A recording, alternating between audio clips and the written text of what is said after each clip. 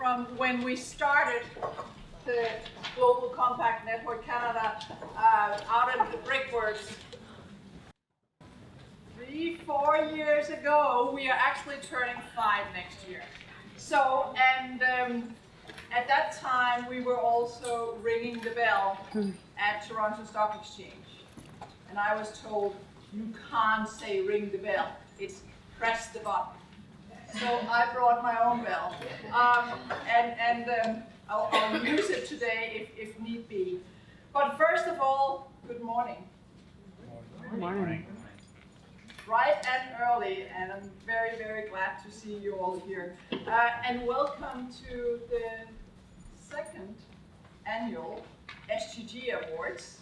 It's hard to see that the SDGs, Sustainable Development Goals. Anybody here that don't know what SDGs are? Okay, I'm glad. You're in the wrong room. Exactly.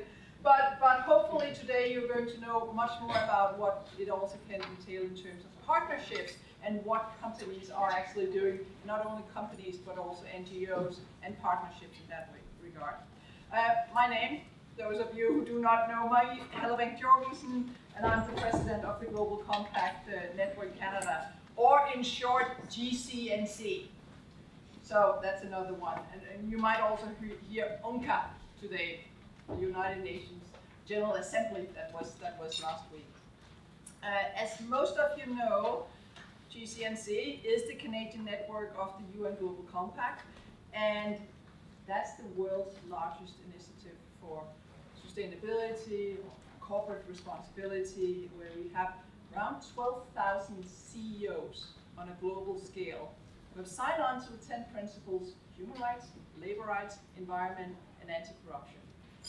And a few years back, the Secretary General, Ban Ki-moon, called upon the UN Global Compact to ensure that all the private sector and also NGOs, etc., all around the world knew that there was something called the SDGs. And that it was not just in terms of the developing countries, this was all of us. And it was the part of the world's biggest stakeholder dialogue ever, that where everybody around the world, business, etc., were asked. And out of that came these 17 SDGs, and we started from the Global Compact to say, how do we do this? So we started by doing an SDG survey where we asked, Canadians, what is it that's most important for you that Canada do within Canada on a global scale? But also, what are you as companies doing, and what should you be doing? And I can tell you from the first survey to the second survey, that was a huge change. And one of the changes was that gender equality came higher and higher up on the agenda, and many of you here know that we had the Gender Equality Forum here earlier in the year. So as I said, this is the second year that we're hosting the SDG Awards with the purpose of recognizing and celebrating Canadian organizations that are doing really great work to advance the sustainable development goals. In terms of the applications, we had 20 applications this year. And I'm hoping that we're going to have 200 or more next year. And I'm hoping we're going to have really great partnerships, because the theme of the SDG Awards program this year is also around partnerships. And we are focusing on facilitating, creating, showcasing multi-stakeholder partnerships that are built upon principles, values, shared vision, and shared goals, and that actually place people and the planet at the center. And I know all of you here are doing this with us. As I said, we're also very excited to say that GCNC, Global Compact Network Canada, we turn 5 next year. It's going to be our 5th year birthday. So we are growing up from being a toddler. And I'm glad to say that there was 100 or more organizations that we work with here in Canada also growing. And we just announced that actually the Global Affairs Canada as one of our visionary supporters here this week. So we are growing on all also it's my son that's getting taller and taller. I don't know what's happening with me. I don't grow that way. I might grow it the other way. But as such, we are also very happy to say that we actually already now have one great company also sponsoring us next year for our SGG forum and probably also Gender Equality Forum, which is Scotiabank. So Terry, thank you for that. However, we have a very, very exciting timeline, so I better get started and also say thank you in terms of our sponsors for today. And I'm very, very happy that Tech Resources, do I say that nowadays? Yes, I say Tech Resources. Our SGG Awards sponsor. We also have Kinross and Fonterra in terms of our bronze sponsors. And then the breakfast and the lunch, and basically where we are. That's Baker and McKinsey. So in that regard, thank you all for that. And now I have the honor, and this is the second time in my life that I've had the honor to welcome her honor to say some few words in terms of also the Sustainable Development Goals. And we have shared now a few times together where we have discussed how do we really take the Sustainable Development Goals in Canada and bring them forward, or should I say in Ontario. But as such, it's always a pleasure, and we are going to hear some very, very wise words now from our Lieutenant Governor, Elizabeth Boswell. Please. Thank you.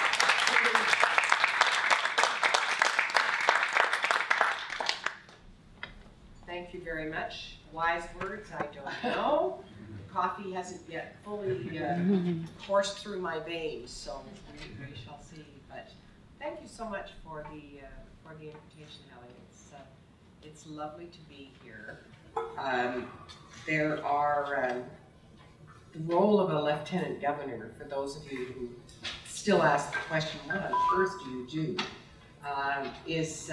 Is a challenging one only because when you've been a policy wonk all your life, as I've been, this is a position where you have to be absolutely neutral, apolitical, non-policy prescriptive, all of those things. And on many issues, I do have something to say. So the challenge is to find a way to do that without getting myself in trouble. Let me start, first of all, by acknowledging, of course, the ancient and enduring presence of First Nations, Métis, and Inuit people, and in particular, today, the home of the Mississaugas of the New Credit. It's also particularly meaningful to do that. I don't do a land acknowledgement or a people acknowledgement lightly when I'm talking about things like sustainability, because many of the lessons that we all have to learn actually come from Indigenous peoples, and so it's very important that we do that. For me, the story of sustainability goes back many years, and certainly at least 25 years ago to the Earth Summit. Some of you were there, some of you probably not old enough to have been there. But I see a nice mix in the audience this morning. You know, that was the time when the world community came together to embrace sustainable development, as it was then more broadly known. At a time when it just held so much promise. It was really a very powerful political message that if we could think about environmental stewardship, inclusive economic prosperity, and social cohesion in a way that linked them together, the promise that was held out was that we would have a better quality of life for more of the world's people, and do so in a way that didn't destroy the earth on which we all depend, the environment on which we all depend for future generations as well. Well, 25 years later, of course, sustainable development remains a work in progress in much of the world, and continues to require the attention of all. The other thing that happened at Rio was that was the first time when really the Global Compact surfaced in one way or another, because people realized that if we're going to make progress on something as significant as sustainability, it required all the players at the table. We the peoples, the opening lines of the vision of the United Nations was clearly something that was practiced in the breach more than systemically, if I may say that. I don't think that is the case now. I think witness all of you here this morning, the fact that business actually embraced, for a while it was called corporate social responsibility, and in some companies it still is, for some it's the triple bottom line, whatever you want to call it. The fact is that people recognized in business that this was good for their own self-interest. It was good for their business. If you do reduce energy costs, reduce waste, and develop a reputation within the communities in which you live, that was all good for your long-term sustainability. And of course, there are a good many altruists in the room as well, for whom doing good for the planet is also a very important initiative. We then went through the process of saying, about 10 years after Rio, saying, the report card is finding us wanting. We're not making the kind of progress, and at best, sustainable development could be called a work in progress, that we just hadn't been able to achieve what people expected us to achieve. And so, to cut the story short, we're now in an era when the development of the Sustainable Development Goals, a global action plan for 2030, 17 goals that clearly have a very specific targets and schedules, have put us on track. And I'm absolutely delighted this morning to pay tribute to the work that the Global Compact in Canada has done. But there is much more to do.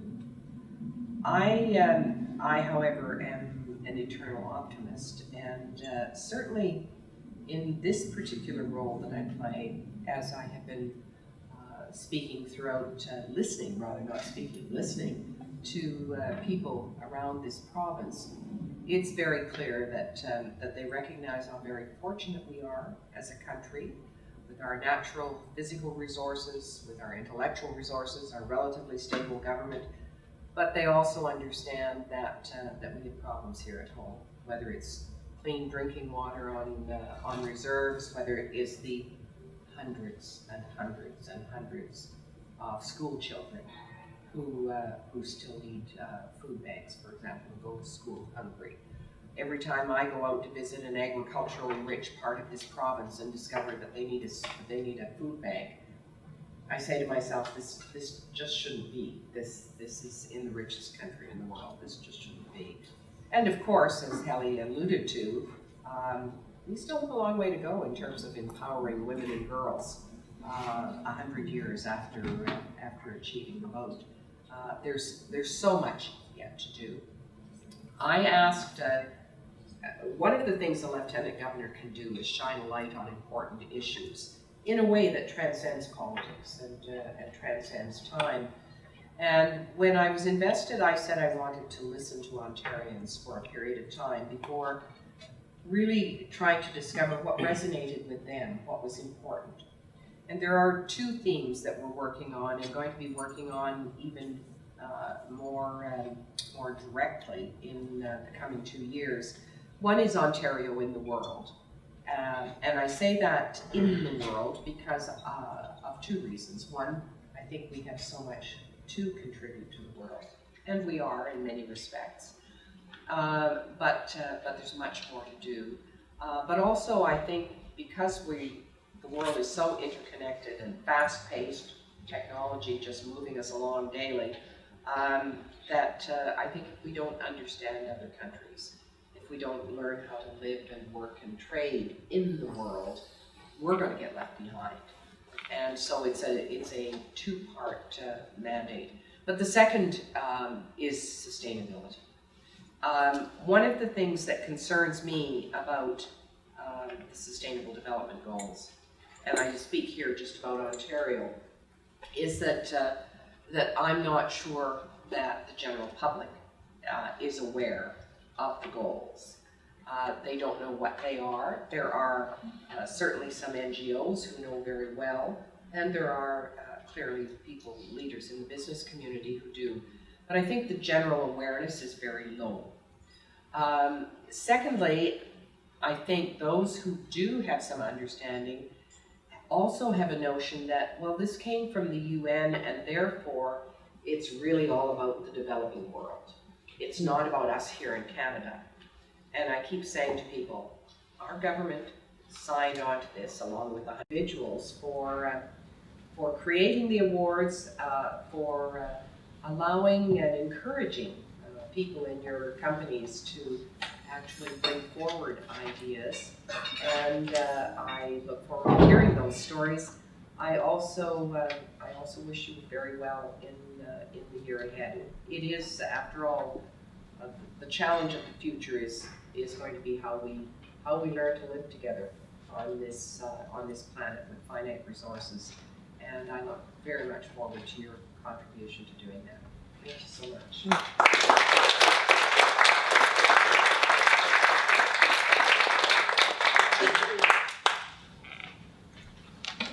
Thank you very much. And we do have a little present.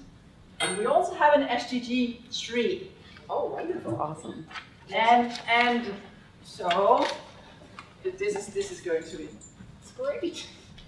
This is a tree.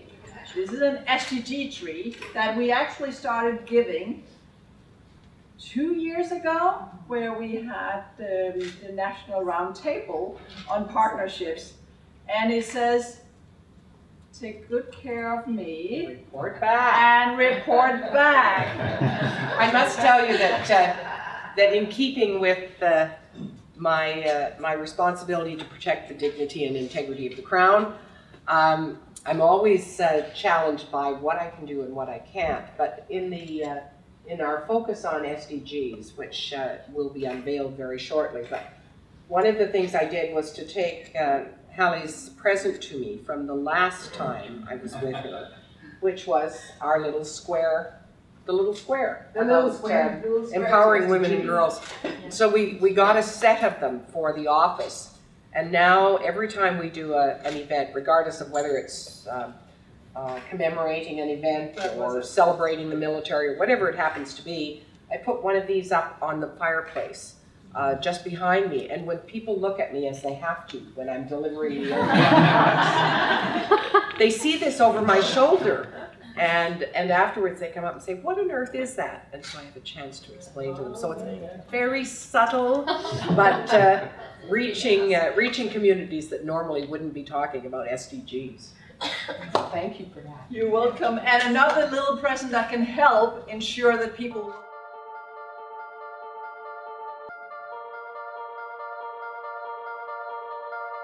to announce another wonderful woman, Selena, the parliamentary secretary.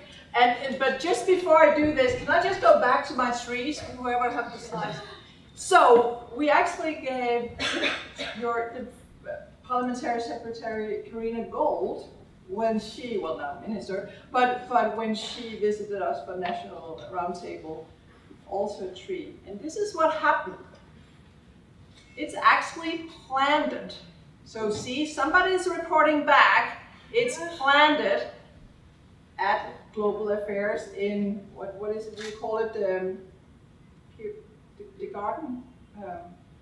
Well, Karina obviously knew. yes, well, and Elisa Goldberg might also have had a, and Deirdre perhaps have had a. So in that regard, I expect to see pictures. All of you will get trees today, which is all the winners, speakers, and report back on them. And I will tell you, my tree is now this big. Okay, it's growing as fast as my son. So hopefully this tree will continue. And it is to ensure that this is the roots of Canada, Canadian soil, but hopefully the branches will spread all over the world and bring Canada and all our good solutions to all over the world. So there's a lot of symbolic in this.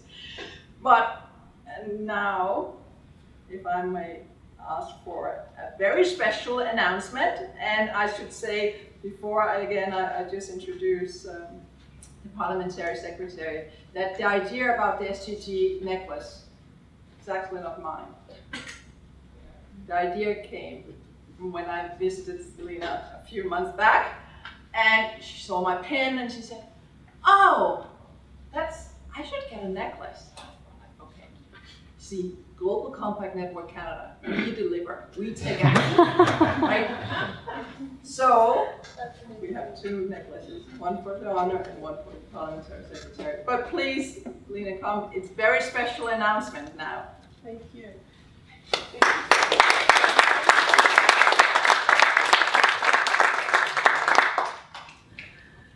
Thank you so much for taking the time to do that. That's pretty fantastic. It's my team. Okay, good team. Yeah, I should know better, right? Yes. It's always my team that really makes me look good when I'm out. So, Honorable Elizabeth Deswell, sponsors and invited guests, thank you for being here this morning. And Honorable, I really want to thank you for recognizing the Indigenous land that we're on, especially within the context of the SDGs, because you did talk about their interconnectivity. And we have a lot of lessons to learn from our Indigenous people in terms of interconnecting all of these. If you think about their connections to the land, and to the water, and to how they use their resources in a very specific way, you will see that we have a lot of lessons to learn from them in terms of how we connect all of our SDGs and how we continue to help people and planet. So thank you very much for that. Bon matin à tous et à toutes. Je suis très heureuse d'être ici aujourd'hui to launch. That's all my French right there. I thought I was going to keep going. To launch phase 2 of the Zinc Alliance for Child Health, otherwise known as ZAC. In 2011, Nutrition International had the wisdom to join this an innovative partnership. And as a result of that decision, we've treated 44 million children under the age of 5 with life-saving interventions such as zinc and oral rehydration salts. More than 60,000 healthcare workers have been trained to treat diarrhea effectively. Who thought we would be talking about diarrhea this early in the morning? There is no doubt that a lot of progress has been made, but you're all here because you know that we still have a lot of work to do. Diarrhea is the second leading cause of death in children under the age of 5, killing more than 500,000 children each year. It is also the leading cause of malnutrition, killing close to 66 million children every year. The good news is that we know how to prevent and treat this condition. We just need to figure out how to reach more children more effectively. And that's why I'm proud that Canadian organizations are making wise decisions again today and investing in ZAC 2.0. By 2020, this investment will save more than 4,000 young lives. It will help nearly 13 million more children with diarrhea get treatment. And most importantly, it would allow more children to grow up and reach their full potential. This work is aligned with Canada's new Feminist International Assistance Policy, which advances gender equality and the empowerment of women and girls as the best way to build a more inclusive, peaceful, and prosperous world. Nutrition is integral to this vision, given that women and girls are twice as likely to suffer malnutrition than men and boys. Canada is very proud of this private, sorry, I thought that sign was for me, it says session over.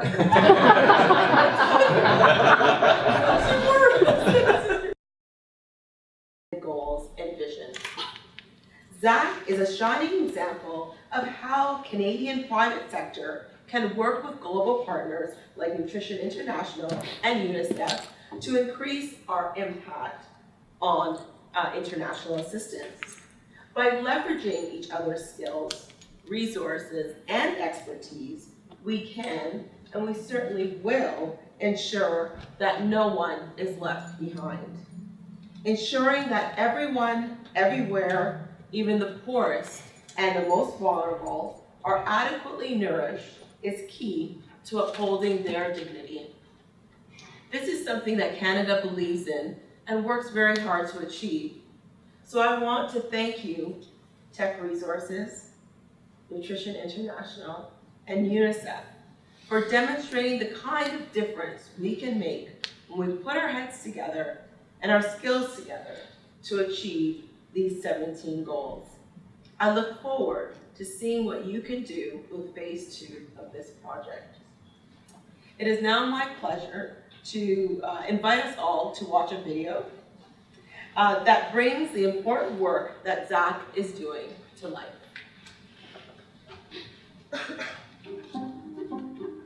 Every year, more than 500,000 children under 5 die from diarrheal disease.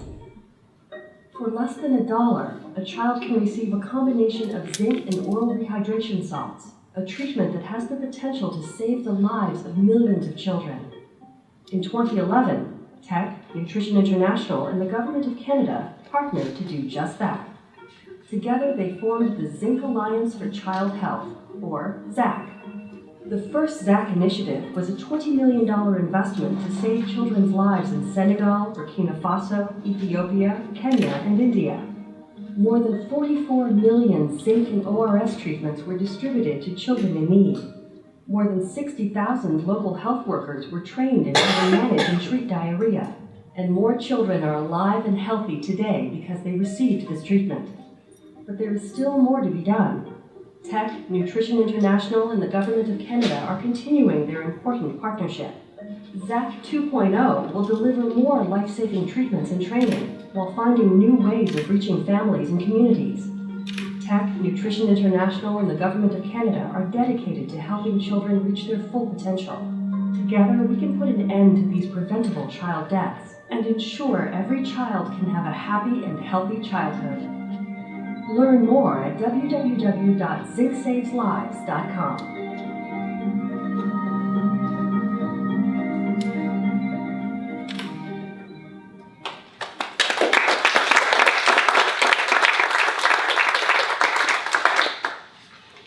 Thank you very much. Can we dance? Yeah. I should just before make sure you get your necklace. and you can see it's getting fall even though it's warm outside. Thank you very much.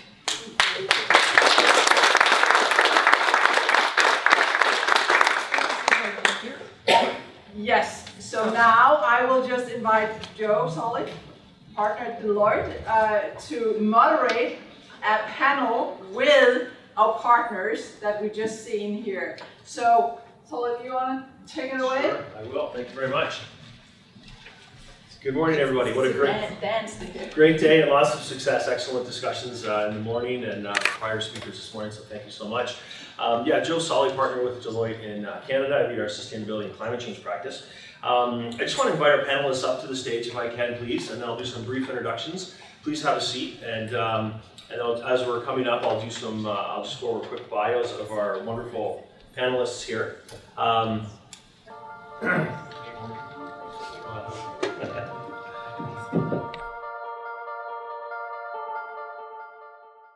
Visionary and a Canadian with significant experience in international development that cuts across borders, sectors, and agencies. So please welcome Joel. And next to Joel, we are pleased to have Mark Edwards. Mark is the Vice President of Community and Government Relations with Teck.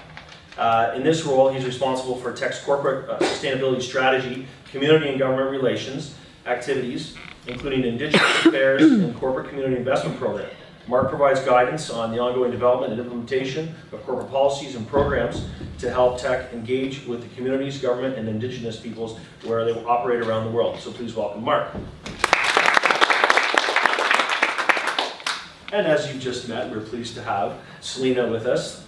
Selena is a member of Parliament for Whitby. She serves as the Parliamentary Secretary to the Prime Minister from December 2015 to January 2017, and is currently the Parliamentary Secretary to the Minister of International Development. Please welcome Selena.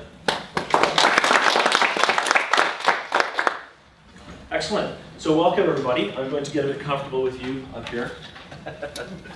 But what a great morning, and is this on? Yeah. Excellent study so far. Just to have a few framing remarks. If we look back at the Millennial Development Goals and what they were set out to achieve, obviously a great start, but a lot of individuals may argue that they have brought us halfway along and not the full way. So a great catalyst, a great igniter, if you will. But the SDGs bring a new way of thinking, a new lens, a new view for companies and organizations out there. I would say it's kind of reframed the picture a lot and reached out to a broader group and put more responsibility and onus on the public and private sector, looking at partnerships. Reaching out to technology and people and processes and governance of organizations to drive solutions, look at economic development and social advancement, really broad-reaching type focus.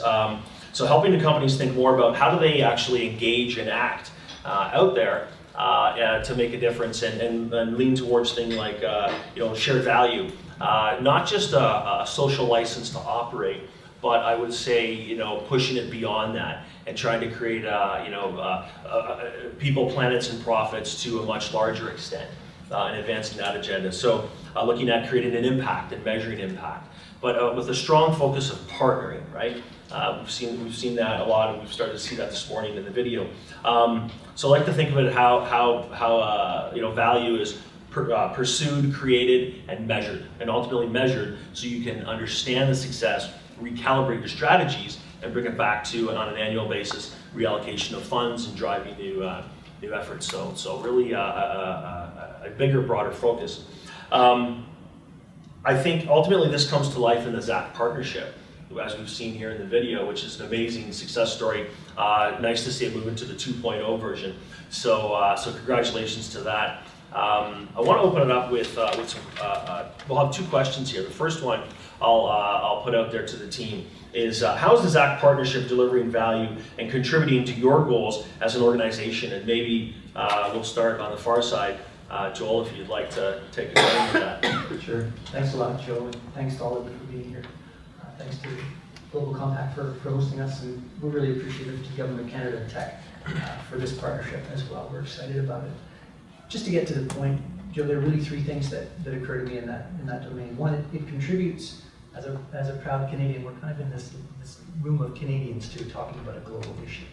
So how that advances Canada in the world and Canada's leadership is one of the things we're excited about this partnership. This morning we had a strategy discussion about how we can leverage the fact that in the nonprofit sector we've got examples of leadership and terrain advantage. We have some leading companies in the world, but we haven't really yet figured out how to bring those things together in a way that says more clearly and more deliberately, this is who we are as a country. These are the kinds of grand challenges that we are trying to solve, and here's how we're going about getting it done. So that's the first thing, is Canadian leadership in the world and advancing that notion of brand Canada. I think there's a lot more to that we can unlock together, and these kinds of conversations in particular. The second is more direct to our mission, and that is health. When you take something that for moms and dads in our country is an inconvenience. I've got 3 kids, diarrhea is well known in our household, as I'm sure it is for all parents, but it is not something that makes us afraid. It is not something that we are worried about seeing all we've put into our children slowly fade away and we're powerless to do anything about it. Yet when I go to see a lot of our projects in the field, to talk with our teams in the field, I see something that kills children on such a regular basis that people almost account for it. It's a known risk. It's part of the fear. We think it is ridiculous, and it is a problem we should remove from the map, and we can remove from the map with different challenges that parents should feel that way. And so to tackle something that's killing children that is so cheap to fix in this kind of partnership is exciting, and we hope that it can inspire others as well. Finally, it's a comment on dialects. It's not a given that not-for-profits know how to speak to companies, and it's not a given that companies really have a clue what motivates and what are the intrinsic drivers and what success factors are of not-for-profits. One thing I particularly appreciate, and I'm looking forward to talking with Mark and his team further after this meeting, is the bringing together of dialects. That's one of the things that we've gotten out of this significantly. And if we're going to break new ground in these partnerships, that's something that we've got to do, is figure out how to speak to each other more effectively in terms of getting action on the ground. This kind of partnership is doing that for us. Excellent, great to hear. Mark, did you want to follow up on that? Sure. First of all, I wanted to maybe best start with the fact that we are so honored and proud to be part of this partnership going forward. It's, as you've seen, been an incredibly successful international program, and we're so pleased to be part of the next phase of that. Joel talked about who we are as a country. Maybe I'll talk a little bit about who we are as a company. Teck is a resource company, a mining company, a zinc producer. So we saw that kind of obvious connection. We were aware that zinc deficiency was an international health issue. Wanted to be part of that solution. Knew we could contribute in some manner. So years ago, we started to embark on partnerships with ZAC and other zinc and health initiatives to do what we could, to be good global citizens, to contribute to solving what is a major international health issue that unfortunately kills thousands of children per year. We've seen tremendous results in ZAC. You've seen 44 million children treated, tens of thousands of lives saved to this point. Those are the kinds of numbers as a mining company that we're astounded by. Our efforts traditionally tend to be on a very local level. We tend to impact maybe the lives of hundreds, if not thousands of people, not millions.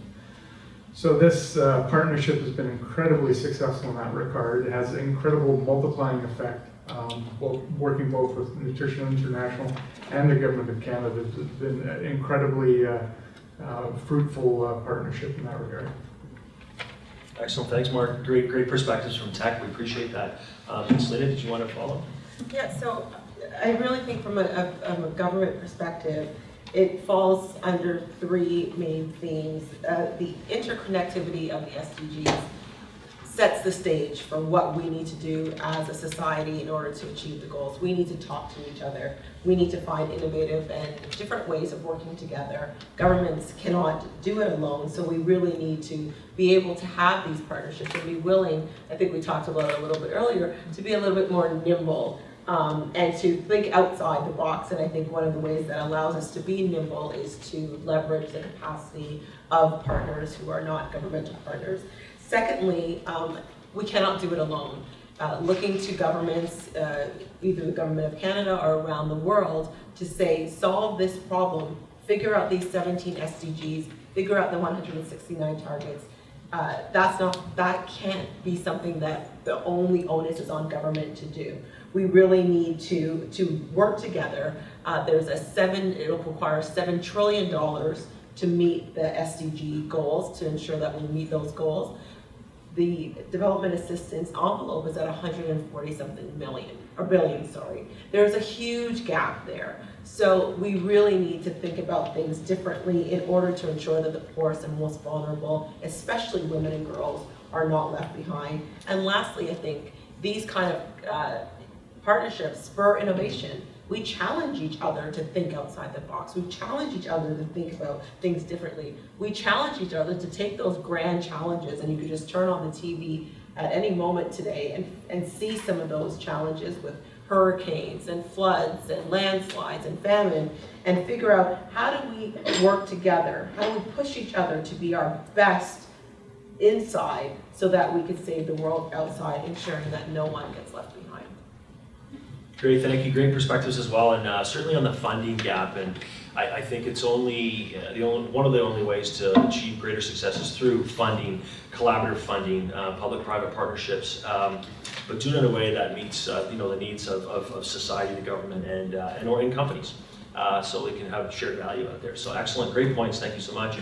I want to ask one last question, which is, how would you describe a single factor or multiple factors that contributed to the ZAC 1.0 success, and coming off the heels of that, how would you describe that as a nice foray into making them 2.0 very successful, even more successful? So perhaps, do you want to start same order? Joel, do you want to start on that? Sure. Yeah.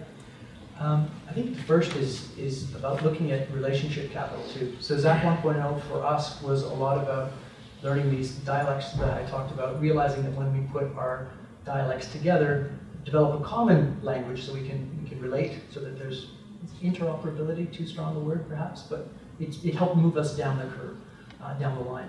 That opens up conversations about what is possible. If we're tackling it on our own, we are limited by what we can do. When we begin to have new thinking, it opens up. So that's one, is moving also from, sometimes not-for-profits have a pretty two-dimensional view of private sector. A conversation in the boardroom might look like this: oh, how much money can we get for them? And that, I think, is so old school. We should have moved on by then. So we're looking forward to moving from the transactional to the strategic more and more. It's relevant to us to have business thinking applied to our strategy moving forward.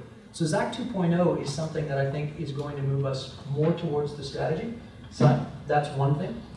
Relationships with the Government of Canada are a critical component there too. So one of our learnings was that brokering role, that catalyst role, was essential for making it happen. So it's very unlikely that not-for-profits and companies just spontaneously get together and do great work. It's that trifecta. The last point is that the relationship with local government, making sure they're involved from the beginning, is key. We're not interested in a quick flash-in-the-pan project that creates a spike of results and then goes back to the way things were. We're interested in sustainable change.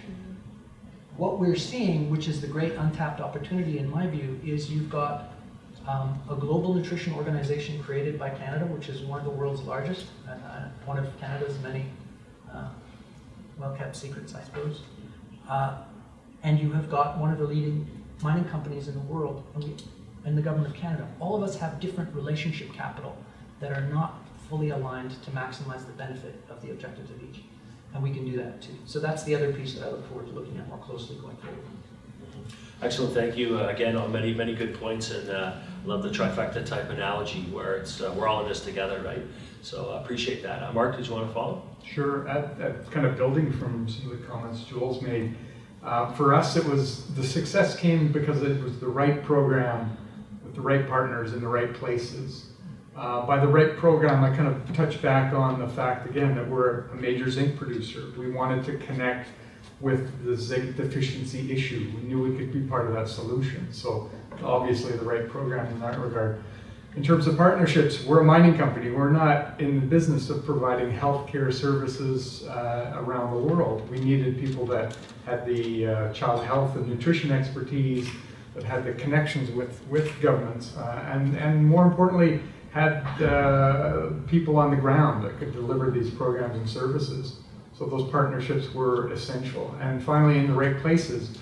We don't operate actually in most of the countries where these programs are being delivered.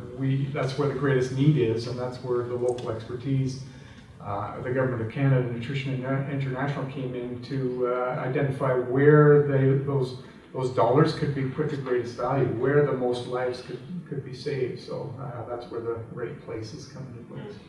Excellent, I love it. I don't know if you just realized, but you created a new P3 acronym for us. Program Partners in Places, I love it. Public-private partnerships, pollution prevention. Excellent, great, I love it. But well said, actually very smart. Yeah, that's great. And what works for tech, right? Like you tech, as any business, is driving an agenda and has objectives. So that's a great way to explain it. Thanks for that. Selena, did you want to bring us home on that? So I think I'm gonna end up repeating a lot of what they said, only because what this does is it's allowed partners to leverage each other's expertise and to have a multiply effect in terms of what they're able to do. You guys are a mining company, not very much in that space, and it goes back to the Venn diagram, and I'm sorry to bring the math analogy in again, but you're overlapped with, you know, what you do. You could still do what you do very well, but now you've allowed that other piece to overlap with what Nutrient International does, and of course the Government of Canada is there. I just want to say that I think I want to really emphasize the work that you're doing. We listened to you over a year in terms of developing our international assistance policy. We wanted to make sure that at the end of the day, through this very feminist policy, that organizations like yourself could see yourself reflected because we were listening. And, you know, listening to local actors, as you said, making sure that women and girls were at the center is something that we took to heart, and the minister really took to heart and reflected it in the document. So I just think that it again leaves opportunity for us to really leverage each other's expertise and do good for the world and for the planet. Mm-hmm. Excellent. Yeah, leverage, great word. It really undertones a lot of what we're talking about here and the partnerships, right? So excellent. Thank you very much, Lane. So that brings us home. I think my closing thoughts would be, you know, I've having a lot of discussions recently with organizations and leaders out there around many things, and I always like to bring it back to purpose, because a lot of companies in the last 3 to 4 years, 5 years have been focusing on their purpose and what is it, and defining it. But then other functional areas are starting to align their mandates and agendas with the company's purpose. So I like to banner up a lot of ideas in there around, you know, if you think of sustainability and CSR and social finance, social impact, impact measurement, B Corporation, and on and on. It really all ties nicely to the notion of purpose of an organization. And sustainability and climate change is done best when it's situated as close to the center of the organization that drives the organization. So the CEO and core strategy. So you have to get right into that. We heard a lot of great things up here about partnerships and funding and so forth. So the closer all of this gets to the center of an organization's strategy, and partners out there like the government and NGOs are right there with organizations, I think we can be very successful and really create an impact ultimately out there, as we've seen in this wonderful part.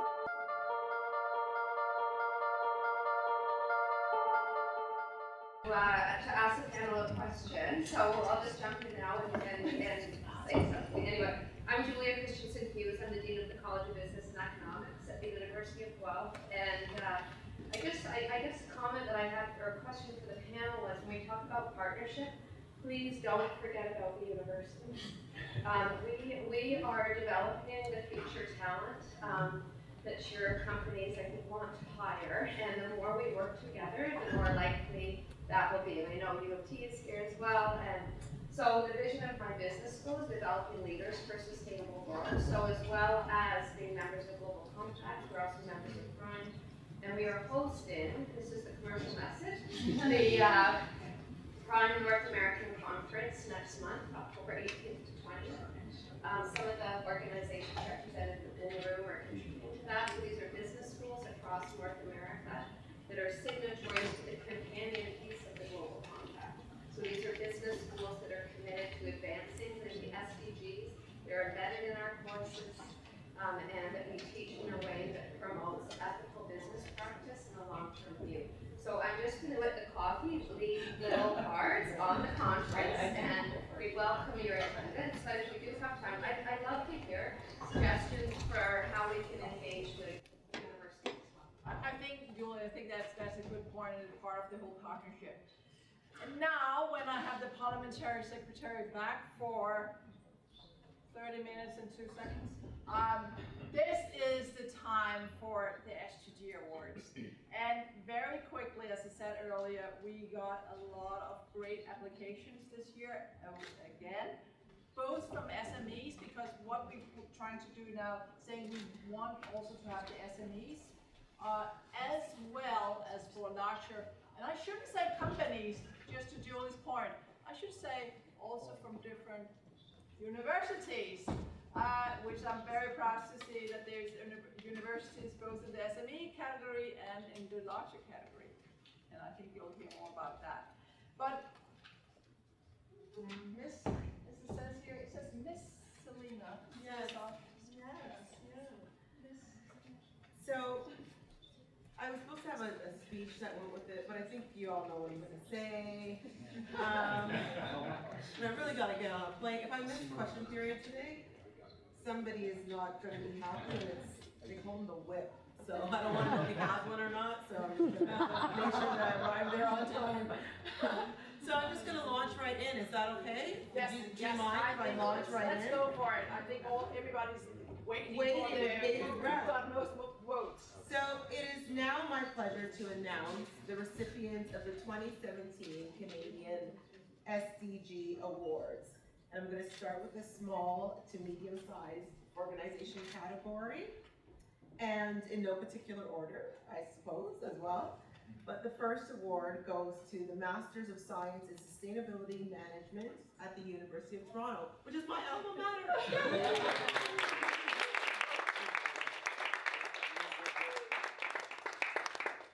I wasn't involved in casting any ballots for the win, so the vibes is Congrats. So, congratulations. I guess and then we draw pictures, right? Okay. No, you This is won't where we get pictures. I go on the outside.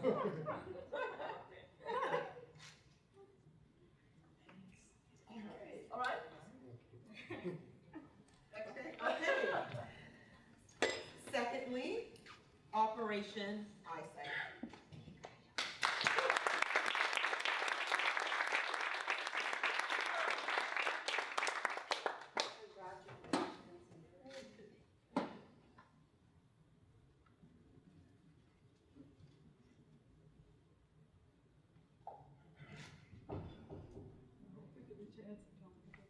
Absolutely. No, that's for you.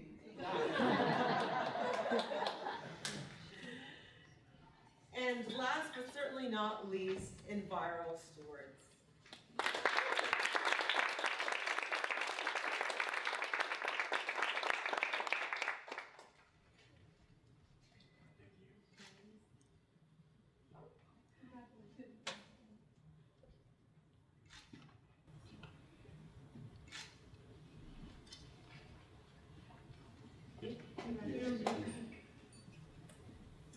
So for the large organization category, I'd like to present the first award to Frontera Energy.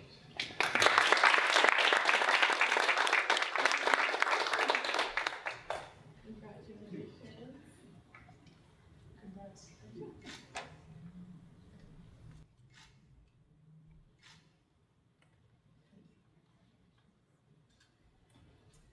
The second award goes to BASF Canada.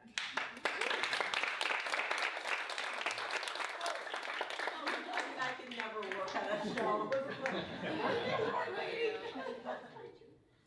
Congratulations.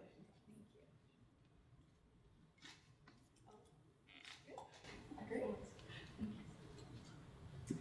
And last but certainly not least, the University of Calgary.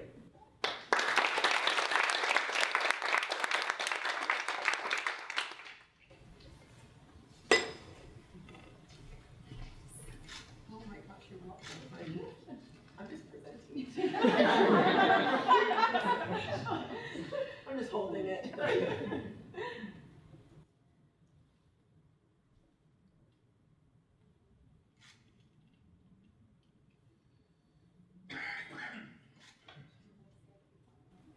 Yes. And I think we should get all of the, I shouldn't say winners, should I say winners? Those that got all the most votes, because this is about getting votes. Up to, we have a picture of all of you together with the parliamentary secretary before you have to leave. But do you want to just close and then we can have some time? Yeah, we can do that. You want to have time to go. program. This is not my program. So have to go and chat. Okay, picture first. So first, all the, can I have all the awards? Awards, yes. Awards. Please join us. Yes. Yes. Okay, please.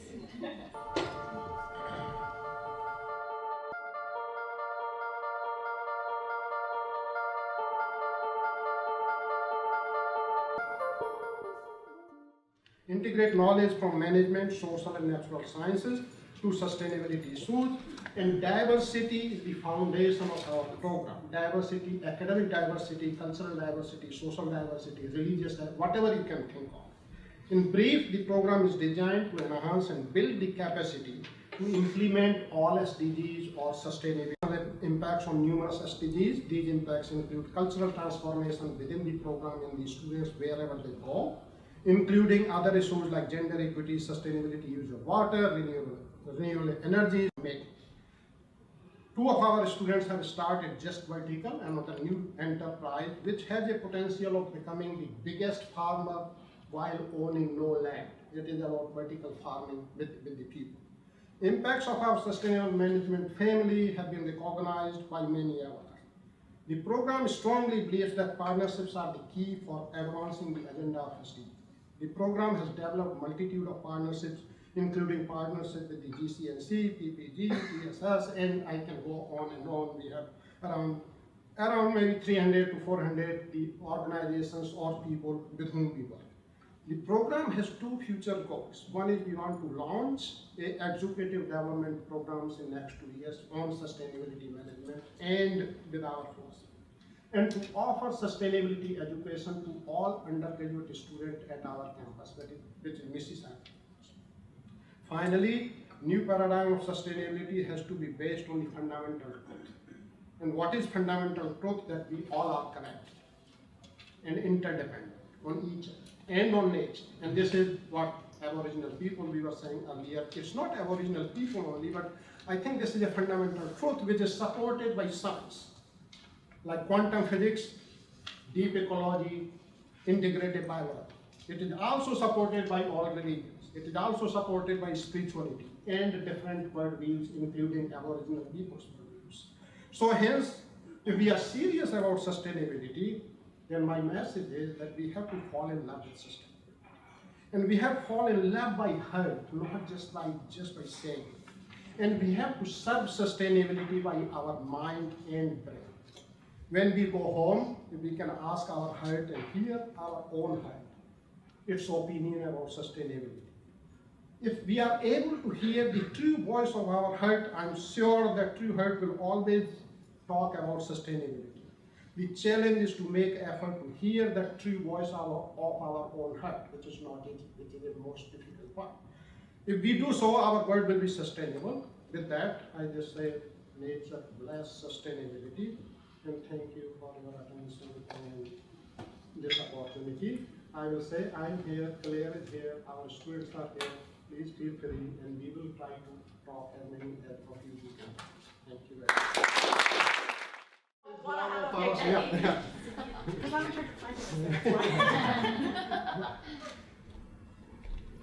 Thank you. We will report you next week. I'm looking forward to that. So, next, Mary, can I ask you to come and talk a little bit about all the great things that you're doing and your application?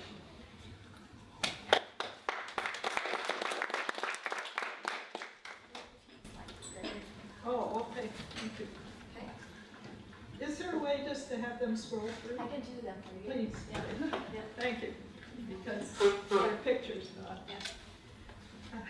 Good morning. Winston Churchill once said, "We make a living by what we get, but we make a life by what we give." And certainly it's a great honor for me to be here today representing Operation Eyesight, which is an organization that's lived by these words for the past 54 years. I serve on the board of directors of Operation Eyesight and have been there for 5 years. I'm proud to be part of this organization that gives the gift of sight and helps prevent blindness for millions of people in Asia and Africa. With the help of many wonderful donors and corporate partners through their corporate social responsibility programs in the countries where we work. Quality is the hallmark of all of our work. Operation Eyesight is dedicated to eliminating avoidable blindness in vulnerable populations in the countries where we're involved. 4 out of 5, or 80% of the world's blind are avoidably so. Think about it. Avoidable blindness is defined as blindness which could be either treated or prevented by known cost-effective means. Just give a couple of examples, or 3 examples. Trachoma, it's a neglected tropical disease. It's the leading infectious cause of preventable blindness in the world. It's a priority for intervention in Africa. Twice as many girls are impacted as boys. Cataract is responsible for nearly 48% of the world's blindness. But simply needing a pair of glasses is the 2nd greatest cause of preventable blindness in the world, with 600 million living in Africa and Asia for the want of glasses, refractive error. And when you get $1 or $2 a day, it's not even income.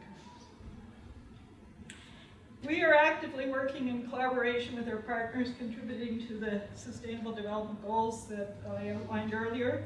We do this through advocacy to promote quality health care and public awareness at the national and local level, and through local community engagement, using community development participatory approaches to empower communities. This is about empowering the communities to look after their water infrastructure, to undertake prevention methods or measures, education and training to increase their control over eye health determinants, and to address the impediments to eye health-seeking behavior.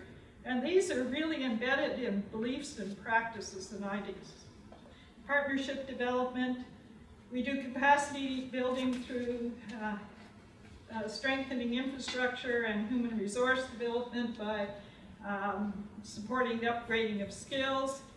Our hospital-based community health program model improves access and the provision of high-quality comprehensive eye health. We do it throughout the whole continuum, primary, secondary, and tertiary levels. We are supporting local and national governments by demonstrating scalable, cost-effective approaches, developing partnerships, and assisting them at the country level to have the capacity to plan, implement, monitor, and evaluate their programs. We work with the International Agency for the Prevention of Blindness to share our successes and lessons learned to increase favorable policies for eye health and human resources and eye care in Africa and Asia. Our model is best for the poorest. It's a privilege to be here, to be part of the Canadian chapter of the United Nations Global Compact. Coming together like this is crucial so we can shine a light on all the areas where Canadian businesses are involved in achieving important worldwide sustainable development goals. It's an opportunity for us to share ideas, and certainly we'd be delighted to form partnerships to increase our collective impacts. We hope to declare 2020 villages avoidable blindness free by 2020. That means getting out and informing more than 12 million people about primary health care, but also in changing behaviors and providing access to quality eye health care for those who need it. I have no doubt that we're going to meet our goal. Thank you very much.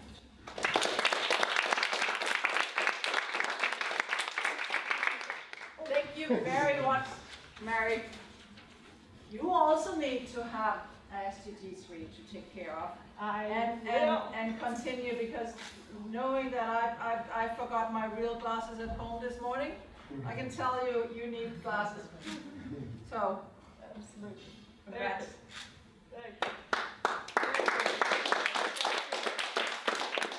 And Lloyd, where are you? And you are. Come. While Alex is, okay, everything is good. Please. Well, thank you. And once again, it's an absolute privileged to be here. I'd like to take this opportunity to just congratulate the other award winners, as well as all the other amazing projects that were submitted. I've loved hearing what you've done so far with the other projects, and I look forward to hearing the other presentations as well. So, EnviroStewards is a team of people who are passionate about making a lasting, positive impact on people and the planet. Our mission is to cultivate resilient businesses and improve lives in extraordinary ways. I'd like to take a few moments to describe to you how we fulfill this mission, both in North America and in East Africa. In North America, we help manufacturers to reduce their consumption of energy, water, and raw materials. When organizations think of green, they frequently think of solar panels. There's nothing wrong with solar panels. In fact, we've installed some in South Sudan, Africa. However, there's no sense using solar panels to waste your energy more efficiently. For example, Southbrook was already a LEED Gold certified organic and biodynamic winery. Even so, we're able to further reduce their energy consumption by 40% with a 4-month payback period. This reduced the number of solar panels they needed by a third and freed up valuable vineyard to take that place instead. As another example, when people think of food waste, they typically think of diverting this food to composting or biogas production. Campbell's Company Canada was already diverting 99% of their food waste to a waste-to-energy plant. Even so, by assessing root causes of waste at each stage of production, we help them find 1,000 tons per year of food that didn't need to be wasted in the first place. The advantage of this conservation approach, illustrated using the examples above, is that it allows companies to save money, which benefits the economy and preserves jobs. It also reduces the facility's impact on the environment. We translate this approach to our safe water projects in East Africa, where instead of focusing on cures, we address the root cause of the majority of illness and disease, which is unsafe drinking water.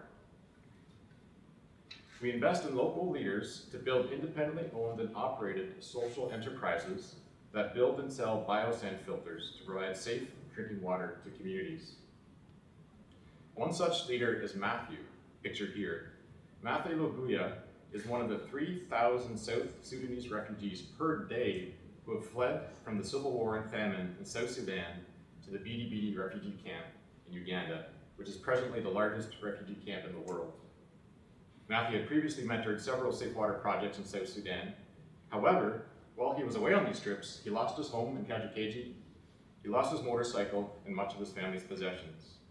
Now, North Americans are accustomed to giving aid to provide relief to people such as Matthew in such circumstances.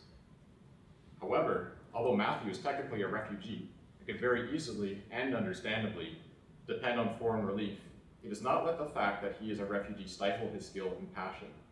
Indeed, Matthew is using his training to employ 45 Ugandan and South Sudanese refugees who have provided over 3,000 people in the host community with access to affordable, safe water. Additionally, he and his team are now supporting their families with income from the project. Daria, who is the woman in this photo, was trained by Matthew when she launched a project in Juba, South Sudan. Daria, in turn, then trained Nelson, who launched a project in Yei, South Sudan. Now Nelson and Matthew are presently launching a project in Arua, Uganda, that is providing safe water to thousands of the Ugandans who are making room for these refugees in their communities.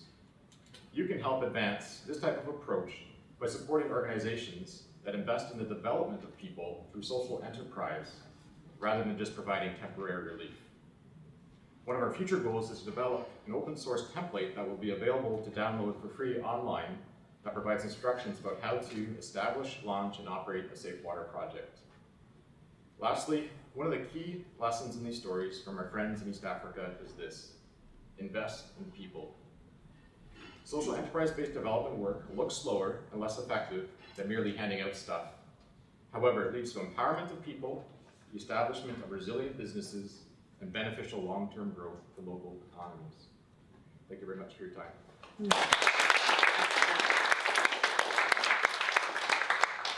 Thank you, Lord.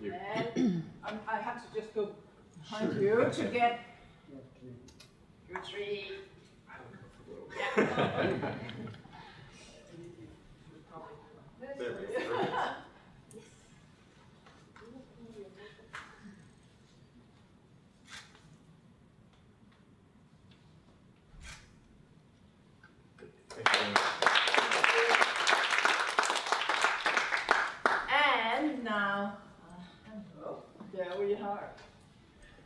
please. Thank you.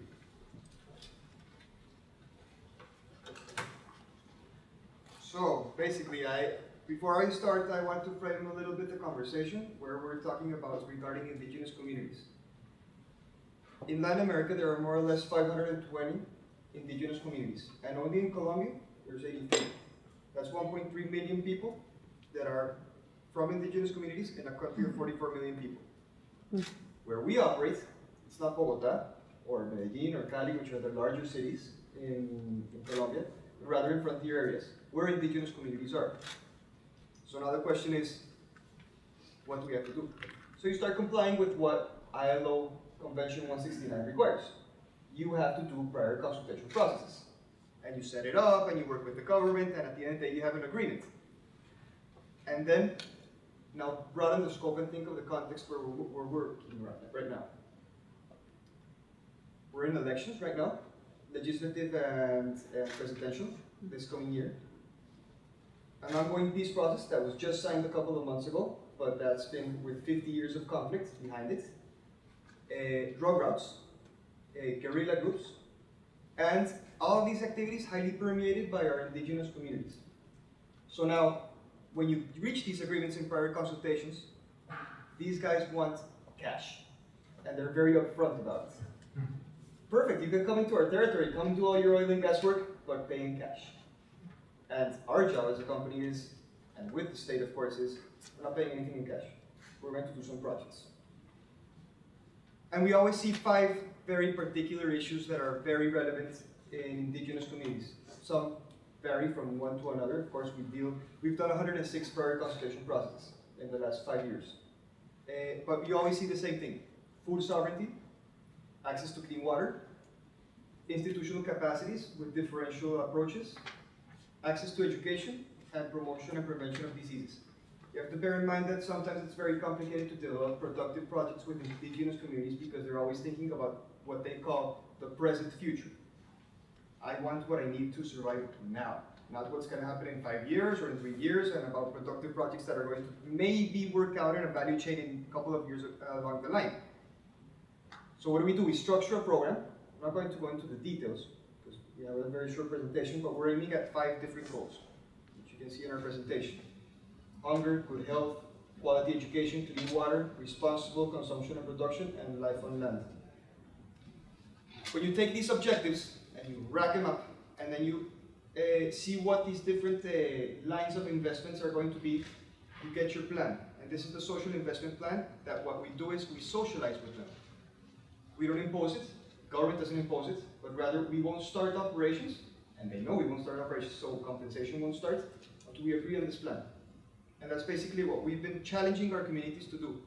And that's why, for example, in Peru, you're going to see that we haven't entered in certain blocks until we reach these agreements.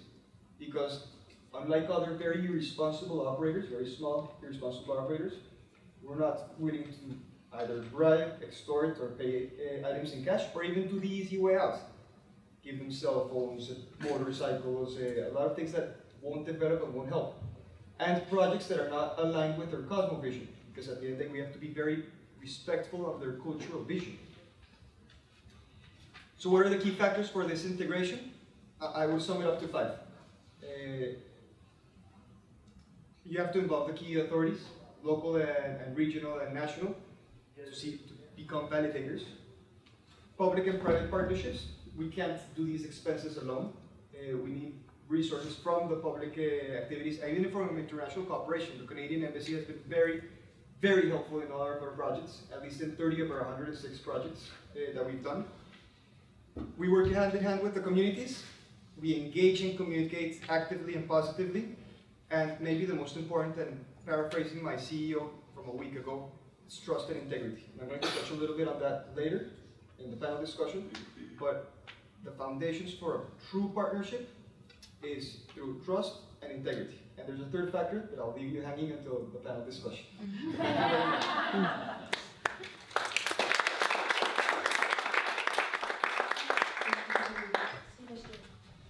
You need your tree. There you go. Thank you very much. Take good care.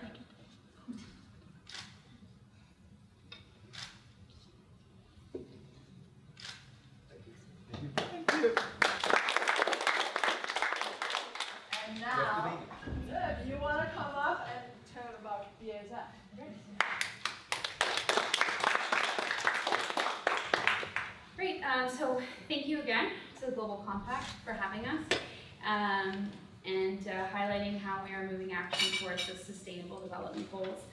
While we in Canada recently joined the Global Compact, there's a significant historical relationship that's a critical driver behind how and why the SDGs are so closely linked to the work we do.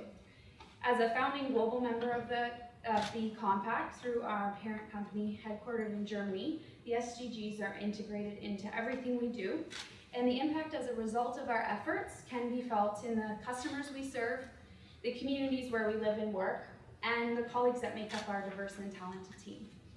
Particularly in Canada, we are highly active in industries like mining, agriculture, construction, energy, and mobility.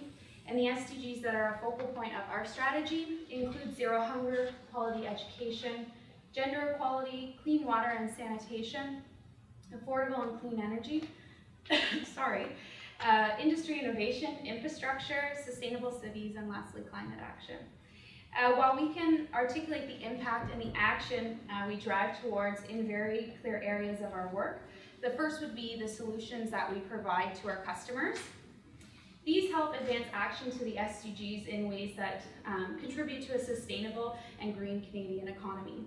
This is truly a unique position for BASF Canada because while our solutions obviously help us advance our objectives, their properties and outcomes help our partners do the same. This is truly an example of sustainable partnerships along the value chain in action. So some practical examples so that you can hear a little bit about what we offer that link and advance the SDGs are our Green Sense concrete. So it's used in infrastructure and construction projects, and it reduces CO2 emissions and energy consumption. Our RioMax solution, that helps to reduce the use of water and speeds up the recovery of land in the mining sector. Also, we have wall-tight spray foam, so anyone who loves HGTV, it's the purple stuff. It helps to improve energy efficiency of our homes. Not only do our solutions support action towards the SDGs, but we also have embedded these priorities in our charitable partnerships, supporting the communities where we work and live. At BASF Canada, we are committed to STEM education.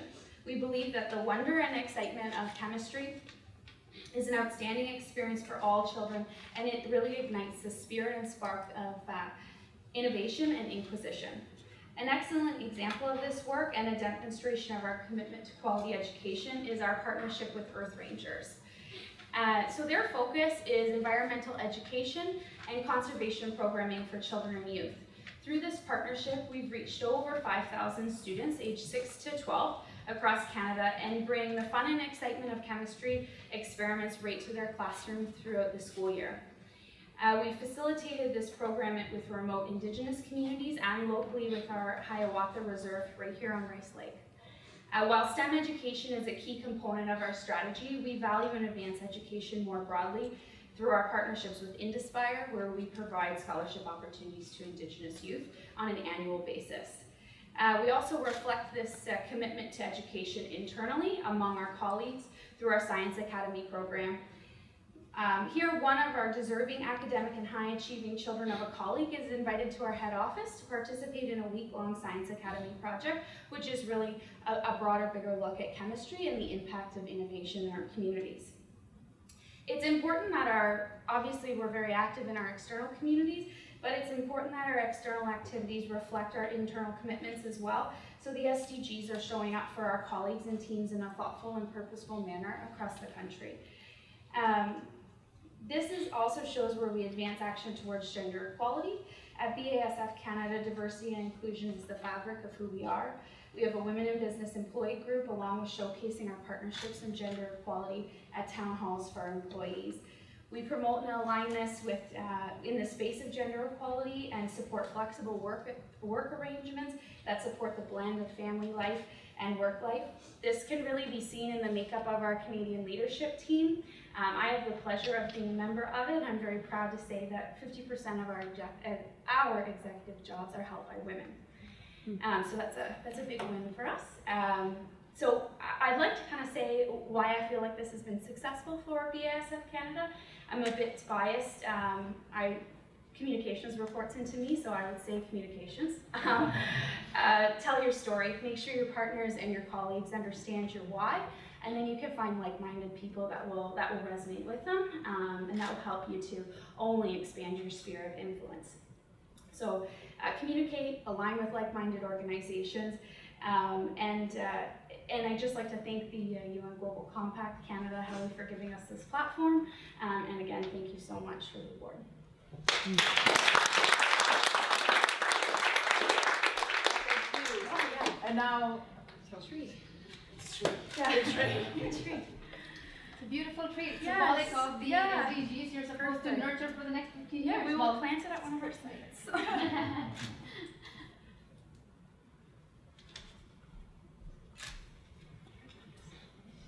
Thank you very much. And last but not least, to Calgary, not only got a lot of votes with public voting, but also got a lot of votes and retweets and likes when you started to on the Twitter chat. So we need to have the secrets about that, because that's also communication. Okay, sure. I forgot to introduce myself earlier this morning in my 1-minute speech. I'm Anya Keogh and I work in the Office of Sustainability at the University of Calgary, and I'm joined today by my colleague Nalini, who's our Manager for International Development. So a little bit about us and our submission is that it was created with the perspective of sustainability in an international context.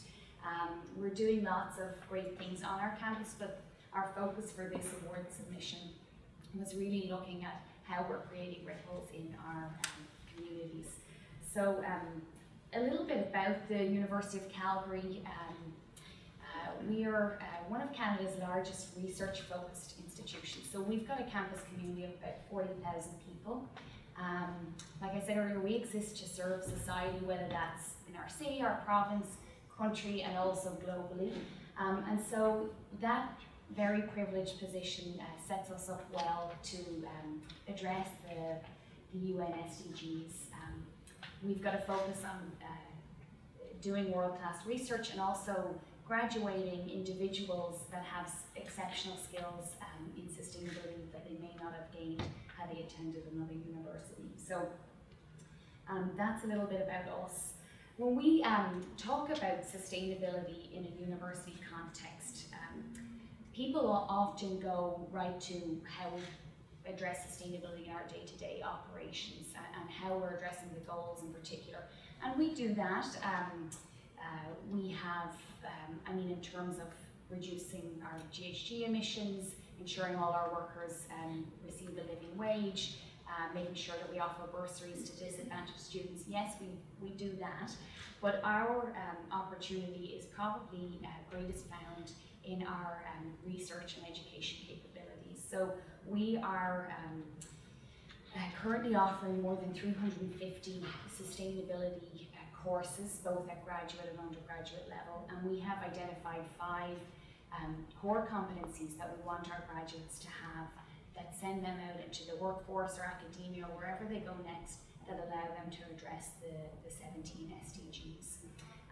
More than a third of our faculty members are researching sustainability topics and addressing global challenges in their day-to-day work. And so this is the unique position that is provided to a university, and we've been really grateful for the opportunity to contribute to the SDGs in that way. We bring together what we're doing in educational research and operations by engaging with the global communities. We want to be teaching, researching, and doing things that matter on a global scale. They're not just important in our eyes, but we've heard from the communities at large that these are the right things to do. So that's kind of been our philosophy, and I've kind of pulled together a couple of highlights of what are some of the things we've actually done, and some of the things that we included in our submission this time.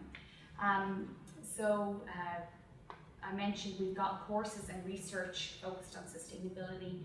We measured last year how many of our graduates actually have taken a course that in-depth focuses on sustainability by the time they graduate. And last year that was 34%, and more than half had taken a course that includes sustainability. So we're really getting at the impact that our organisation can have when our graduates leave us. So that's really our reason for being. We've currently got $18 million in international development projects that focus on areas like water, maternal and child health. These involve partnerships with organisations abroad. Our students have contributed more than 1.3 million community service hours last year, which tracking that was a huge undertaking. But it just, I guess, highlights really that what we're doing is less about us and more about the ripples we can create with others. We offer more than 900 bursaries to low-income and disadvantaged students, and we've been able to track that we've more than 83% of them graduating successfully, right in line with other graduates. Then quickly, we've like 11 LEED certified gold buildings on our campus and have made some movement to reduce our GHG emissions in the last 10 years as well. Secret to our success, it's not really a secret. I think our students really paved the way with being passionate and caring about sustainability, and particularly in international development and sustainability. What we've effectively been able to do in the last 4 to 5 years is establish very focused strategies around internationalization and sustainability. So when we talk about internationalization, we're looking at research partnerships with international institutions, encouraging international students to come to the University of Calgary, and encouraging our students to go abroad and learn kind of get broader worldviews. So it's really just harnessing that community momentum in a very pointed way. And finally, I just wanted to recognise the role of the Global Compact Network in Canada. And from our perspective, what you've been able to provide, I was thinking on this, it's the connection to others, like the thought leaders in the room. It gives us an opportunity to collaborate, gain context about what we're doing, whether it's relevant, and also to be inspired by the exceptional leadership in the room as well. So it provides that feeling that you're not quite alone in your goals, and it's really wonderful to be all working towards one beacon. And then also for our campus community of 40,000 people, to provide them with the recognition that is worthwhile and noticed, and it really elevates a sense of pride for our community. So again, thank you for giving myself and Lily the opportunity to be here today. And, thank you all.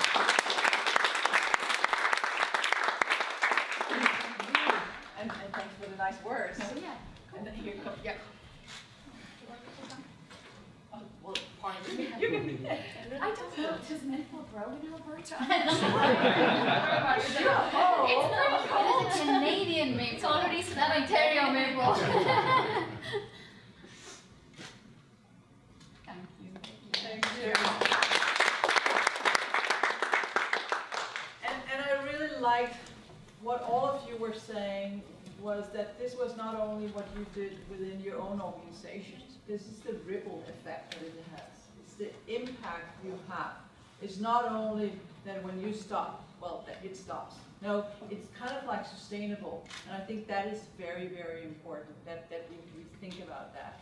And also this, how to create the partnerships. And again, you know, so proud to have NGOs, businesses, academia, and as I said before, investors, and the government in the room together, because I think that's, we have everything we need. We just need to start using it. And on that end, I will say also that we had, as I said, 20 organizations that applied. They are all winners, whatever we want to call that word, because this is about getting the words out there. This is about all of us saying, yes, we work together to achieve this. or Sasha would say, we need to fall in love. So I think that's important. And to help us learn how to fall in love, oh my goodness, did I just say that to Aparna?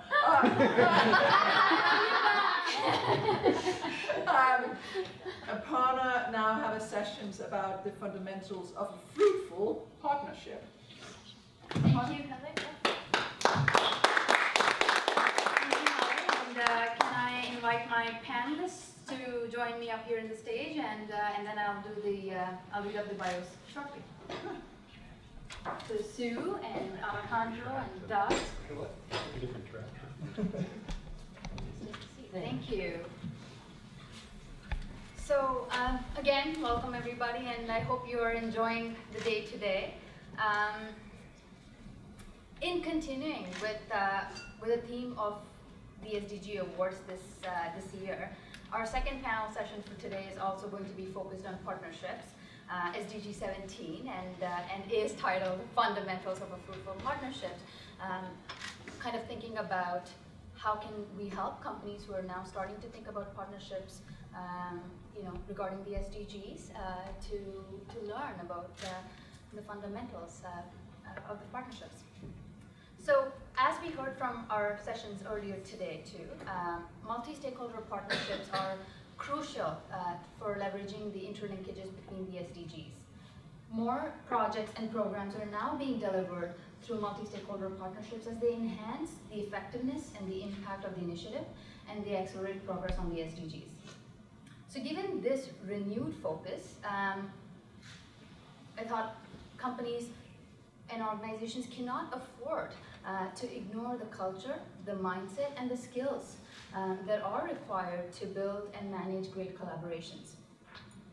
Although it does go without saying that partnership requirements are always specific to the local conditions, and Alejandro already touched upon that a little bit in his speech, and we'll explore that a little bit further in our session. But there is no one-size-fits-all approach for partnerships, as with anything to do with development. Nevertheless, there are some basics of partnership development which are to be considered when forming partnerships and making it a successful endeavor. So that's why we decided to put together this panel and ask them the questions regarding what constitutes the fundamentals of a successful partnership. So without further ado, I'd like to introduce our panelists. So I'll start with Doug. Doug is currently the Senior Director of Sustainability and Stakeholder Relations at Agrium, where he has been since 1987. Yeah. I think a round of applause just for that. He is responsible for Agrium's government relations and corporate social responsibility strategy and initiatives. Through his role and experience at Agrium, Doug has had a lot of experience in dealing with partnerships. He has played a very active role in creating the 4R Nutrition Solutions model, which we will get into details soon, and is a strong believer in scalable multi-stakeholder solutions. Next, we have Alejandro Jimenez. Alejandro is the Corporate Affairs Director at Frontera Energy and has ample experience in the oil and gas sector. Alejandro began his career at Frontera Energy in 2006, and under Alejandro's leadership, Frontera has implemented important social and environmental practices, guaranteeing sustainable operation and consolidating the company's reputation as a sustainability leader in the oil and gas sector worldwide. Finally, we have Sue. Sue is the Deputy Director and Trade Commissioner at Global Affairs Canada within the Ontario Regional Office. Primarily focused on assisting small and medium enterprises gain a firmer foothold in international markets, Sue is interested in supporting science, technology, and innovation networks, and in facilitating connections wherever she can amongst the many resources and partners who work in the international business development sphere. And Sue has been, even today, has been actively trying to engage the organizations here in the room to join the Global Compact. So I do have to say thank you for that and building those connections for us. So let's get started. My first question, and it's going to be a quick round, is going to be to all of you. And we will start. We'll start with you, Doug. In 2 minutes, literally 2 minutes. What are some of the fundamental aspects of partnerships between organizations? Yeah, let me, now that you've outed my age. It was in your bio. I'm gonna pull that part out. Three things quickly, and then I'll just quickly hit on them. One is systems, shared value partnerships, and measurement would be the big three. Systems, what I mean there is that you can't really have a good shared value partnership unless you have something that's delivering tangible, measurable value to all the partners. So we spend a huge amount of time, we'll talk about it in a bit, on a system that will deliver value, not just for the NGO, not just for the farmer in the field, but for the communities, for the public in general. So that system must deliver value. The shared value partnership is key because we've got to have all those players involved, but not just because of their implementation side, but because of their breadth for implementation, their ideas that make that system better and stronger. That takes time, but boy, they have reach that you cannot get, and good ideas you can't get on your own. And the last one that we're really working on now is a lot of measurement. How do we get measurements that are specific to the system, whether it be environmental, social, or economic, that we can actually start to sell that system better on? Wonderful. Thank you so much, Doug.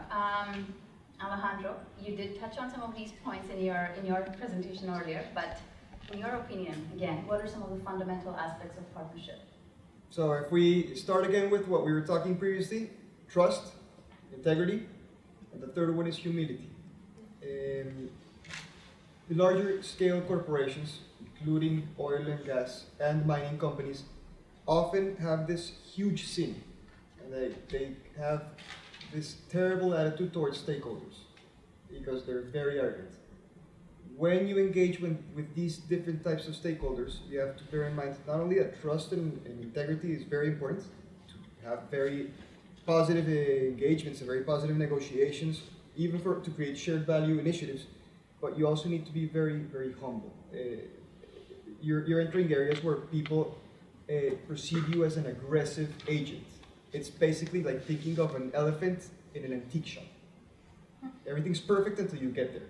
And then you're going to resolve a lot of their problems, but also you bring a lot of the problems. And I always think that these are the fundamentals for negotiations. I have one of the cases, for example, in Argentina, tensions were so high at that point with a union negotiation that we had at that time, zero trust, zero integrity, and very aggressive negotiators at that time that I wasn't very in agreement with the stance that they were taking. At the end of the day, the union leader just came up, placed his revolver on the table and said, let's negotiate now. Wow. That's horrible. Wow. If we would have taken this in a different stance and with a different attitude, things would have ended up very differently. And I think those three fundamentals are essential for creating partnerships. Wow, thank you. That sounds challenging, and I want to go more into that in our next question. But Sue, I think partnerships are challenging. Yeah. Point final. But what you can do is come at it with genuineness, honesty, and you have to give it time. You have to give it time. And for our small and medium-sized enterprises that we counsel as trade commissioners, and we're a network that sits in Canada, but also across the world, and we can talk a little bit more about that as a resource, maybe in the next question. But it is the fundamental mistake is not giving enough patience and effort. And sometimes that patience has to be drawn out over time. But give it the time and give it the follow-up, and those partnerships will happen. And I really liked, I think it was Mary, and I think it was the Lieutenant Governor who said, shine a light. Let's shine a light on the SDGs. Well, ask for the light bulb. And these are ask your partner for that light bulb. They can do it, and if it's your partners you're going after, make sure you make clear asks of them, but also of your resources. And many of them in this room today, and we'll explore more. Perfect, thank you. So I heard trust, commitment, respect, systems in place for both measurement and value generation and communication, right? Wow, thank you for that. Let's go to the second round of questions where we do a deep dive. So Doug, again, starting with you. You and your team at Agrium have championed the 4R nutrition solution system. At a very high level, could you please explain to the audience what this 4R nutrition solution system is? So I'm looking for a 40,000 feet overview. Let me, my age with the company actually helps me here. Because I've stayed in a similar job for a long time, which is actually quite unique. So we've had this opportunity going back 15 plus years to take a look at the risks that our sector saw. Nutrients, the environment, whether it be climate, water, whether it be poverty, food security. We saw those issues coming to our sector a long, long time ago. So we felt we needed to develop a systematic approach to address them, one that we could take globally, not just in Canada, but around the world. So very simply, we had to make it easy to understand, so yet hold the science. So we created a system called the 4R system. Very simply, at the very top, you must apply farmer, regionally specific best practices in the performance areas of rate of product applied, timing, placement, and source. Sounds super simple. But you must then do it to actually measure impacts on economic, social, and environmental. Our sector did a tremendous job of economic over the years and decades, not so much on the other two. And then you must have that regionally customized systems in terms of best practices. So the best practices in Argentina, we're doing those through our retail chain in Argentina, but they're very different than they would be in Kenya. Very different than they would be in other areas. So that's our system. It has to have that scalability to go around the world, and that's where we're at right now. Thank you, Doug. And so again, it's good to hear that you had such a long-term view when developing this partnership. But what were some of the key steps? I mean, this has been developed many years ago, and what were some of the key steps that you took when you were establishing effective shared value partnerships? What were you looking for? A couple months early, it wasn't about Agri. We took our brand off it immediately. We knew that we had to have this being an entire sector multi-stakeholder piece right out of the gate. So the system, while we spent a ton of time trying to develop it early, the system is actually the sector system. So our fertilizer associations around the world have contributed to it, made it better, made it their own. NGOs around the world, hundreds of them, are now using that system. Same thing with governments are starting to put it into policy and structures. And we're working with the Canadian government, how do we take this into other nations for food security, other components. But early on, it had to first not be a company. It had to be about a bigger goal. Two, we actually had to reach out and get alignment of our sector. Well, that's not easy. So we spent probably 5-10 years getting alignment on that system. That's why my age helps. So we spent 7-8 years probably. Now we're still in the end of that. But we got most of them online early. Then we started to move out into other stakeholders and players. So that was probably the fundamental piece. Now we can work on measurement. Now we can work on leveraging and scaling at a level that will reach hundreds of millions of people. So I guess the message here that I'm getting is start small but think big.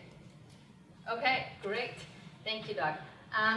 Alejandro, the next question is for you. And clearly you've had a lot of experience working in Colombia and Peru. And Frontier Energy here has several partnerships with diverse stakeholders and in challenging environments as well, as you were explaining earlier.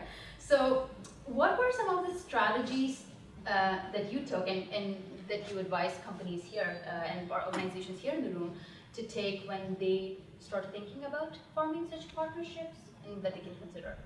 Certainly no guns.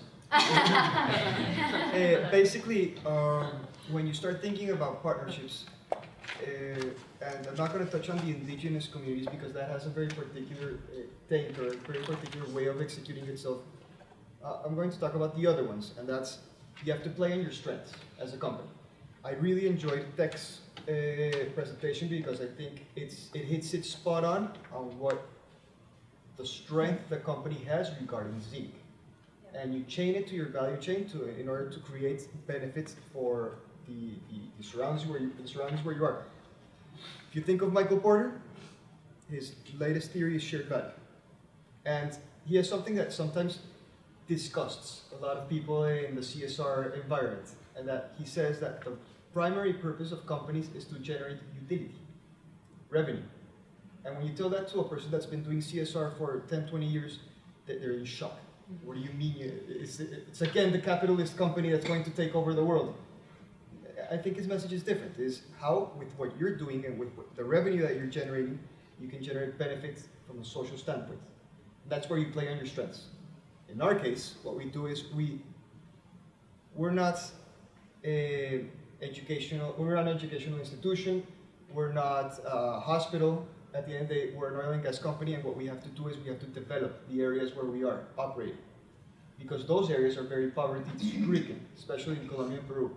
And again, I'm not talking about Bogota, which is a very nice city and very large. I'm talking about 8-9 million people. I'm talking about Puerto Aitán, I'm talking about Arauca, Casanare. It's cities of 22,000 people, mostly indigenous people, and with zero capacity or very small capacities in economies. So you chain them to your value chain in the good sense of the word when you say chain. You create a value chain and you start incorporating them, and they start issuing water, food, civil engineering, and sometimes those companies can't even do those activities because they're not formalized. You help them formalize. And if they're formalized and they don't have the financial capacity, you create consortiums. And that's a very nice practice that we've been doing.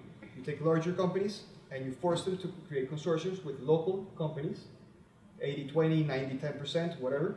And part of the CSR program, that's very wrongly stated, but let's call it a CSR program, is have the larger company, contract to my contract, to create some technological transfer to the smaller ones. In this case, the local companies. That creates and embeds technological capacities in the areas where you're operating. So then that person that's selling water is also selling water to the transport company that at the same time selling hotel services to the other guy, and when you realize that you have a cluster of economy. And that's what companies like ours have to do. Again, we're not hospitals, we're not schools, we're not nursery homes, but we are companies that generate value. And the funniest thing about this, the way that you sell it to management, is not even the program, how it benefits the area, because it is one of the strongest components and it's very positive, but also generates a lot of savings. When you generate locally these activities, you don't have the externalities of having to transport from Bogota or Medellin the water, or the food, or the civil engineering. Can you imagine the transportation costs with the infrastructure that you have in these countries? How much? That's 500, 600 kilometers. 300 miles, 400 miles. That's a lot of gas, a lot of carbon footprint. That's a lot of people that are not being hired locally. Here we are hiring people locally. So you embed, and then those guys pay taxes. And that makes mayors very happy. So basically, touching a little bit on what you were talking, shared value initiatives are very positive and work very nicely, but you play on your strengths. And that's basically what we as companies have to do. What is my strength? What can I do to generate more value? Not only for the company, thinking of Porter and the revenue thing, but also value for the areas where you're operating. So, very well said, Alejandro, and I guess the point is it's not just about establishing partnerships, but it's establishing the right kind of partnership where there is value added for all the stakeholders involved. So, and again, there's challenges associated with that too, in terms of how do you identify those types of partner, how do you communicate those values, and how do you come to a common understanding. But then that we will explore next year. But thank you, Alejandro. And my next question is for Sue. So a little bit of background to our question. There is growing understanding in the business communities that partnerships can serve as an added competitive advantage, which can support business efforts and enhance their overall impact. And what we are seeing is that it's not just the large companies who are now interested in thinking about partnerships, but it's also increasingly on the radar of small and medium organizations. I'm looking at some of our companies in the room with whom we've had some such discussions before, and it is becoming something that they're starting to think about. So my first question to you, Sue, is again, what are the strategic elements for SMEs that they need to think about when they start thinking about partnerships? Well, it's different for generalizing. I think it's interesting, and I like Alejandro's comment about crass commercialism. I mean, trade. That's where I sit. I'm a trade commissioner. It's a very concrete kind of thing. It's a great thing to be. But looking at building partnerships around it, you can see some things how they develop in business, and then you can see how things can develop maybe in parallel, but they shouldn't, along the SDG goals. And I have this image of a strong woman, a strong man, pulling two trains together and trying to make them link. And we're getting there. I think we're maybe this far apart still though. I mean, and we have to, and I think SMEs, it's so hard, they're so busy. They're so busy, we know this. To have to, you know, highlight, take another element into their strategy of internationalization, it's tough, but it can be done. And I think one of the ways we can see it adding value in a more easy way, and honestly, we have to talk to more SMEs about it, and I know that the survey does this, but what we've seen theming or trending is pick one. Yes, they're holistic and they're interdependent, but pick one and start embedding it in your business culture, in your operations, and others will flow out of it. But pick one that comes from poll people, vote for them. The cards are great. There's postcards available. We put them in every cubicle. It's just a reminder. And if that's answering the question, I mean, it is a partnership to deliver on the goals, but the SMEs, they have to start somewhere, and they have to start with themselves first, and then the next step is reach out to these resources that are there to help. And that leads me very nicely to the second question. So what are some of the tools and resources that our SME participants thinking about partnerships can leverage? Well, obviously the compact itself, we know that, but because I'm sitting in this chair, if you haven't reached out to the Canadian Trade Commissioner Service, please do. Please do. And again, you have to raise that conversation with us. There is a division in Ottawa, okay? And the parliamentary secretary, I mean, she's not my direct parliamentary secretary because I report into foreign affairs and trade and then development on the side, but we're one big umbrella group. And the more you bring up the conversation and ask for the resources you need, the better they will flow. So I'm willing to be and help be that pipe. We have a great team that would have loved to have been here to support, and they support from Ottawa, and they often make the trip. This time they didn't, so it was my pleasure and privilege to serve in that capacity. But please, cards, connections, there's any number. It's not your job to know how to move and facilitate yourself through the different government entities. It's ours. So make it ours. And there's provincial, there is municipal, there are institutional groups that you can get mentored by, brainstorm with, build out marketing plans and international strategies with. And if you don't know about them, we're not doing our job.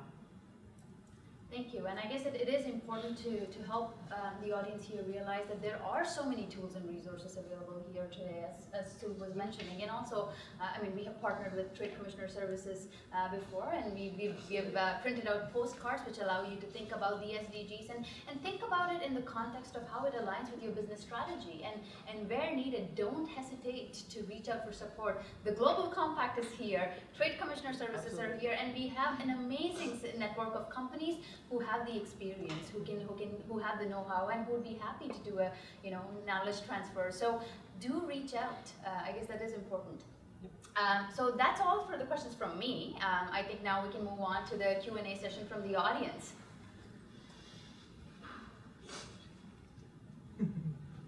Well, I guess the presentation. Okay. My name is Valerie Pascali. I work for a company called Goldcorp. I've been there for about 8 years in CSR. So two things. One, I'm going to kind of follow our colleague from Guelph and just put a plug in here for something. I know we're talking about a lot of different industries, but in the mining sector, we have been participating for the last 10 years or so in something called the Devonshire Initiative. Some of you might know what that is, but it's actually NGOs, mining companies that come together to talk about partnerships and how we can improve sustainable development and international development in general. So I know there's been some conversations about looking at expanding that to other sectors, but right now it's very much mining specific, but some of these conversations are happening there. And then my question to everyone is not really on the partnership side per se, but I was wondering, so as Goldcorp has mapped out sort of our areas of impact and the ways that we try to make a difference to the Sustainable Development Goals, and we actually had a submission as well. I was just wondering a bit about how you guys have integrated the Sustainable Development Goals. Is it something that, you had these projects that you're working on and you said, okay, this is where we have an impact in these sort of areas? Or is it something where you actually sat down and you looked at the goals and said, okay, this is where we want to make a difference, and and this is how we're going to integrate it into the way we do our business. That's my question.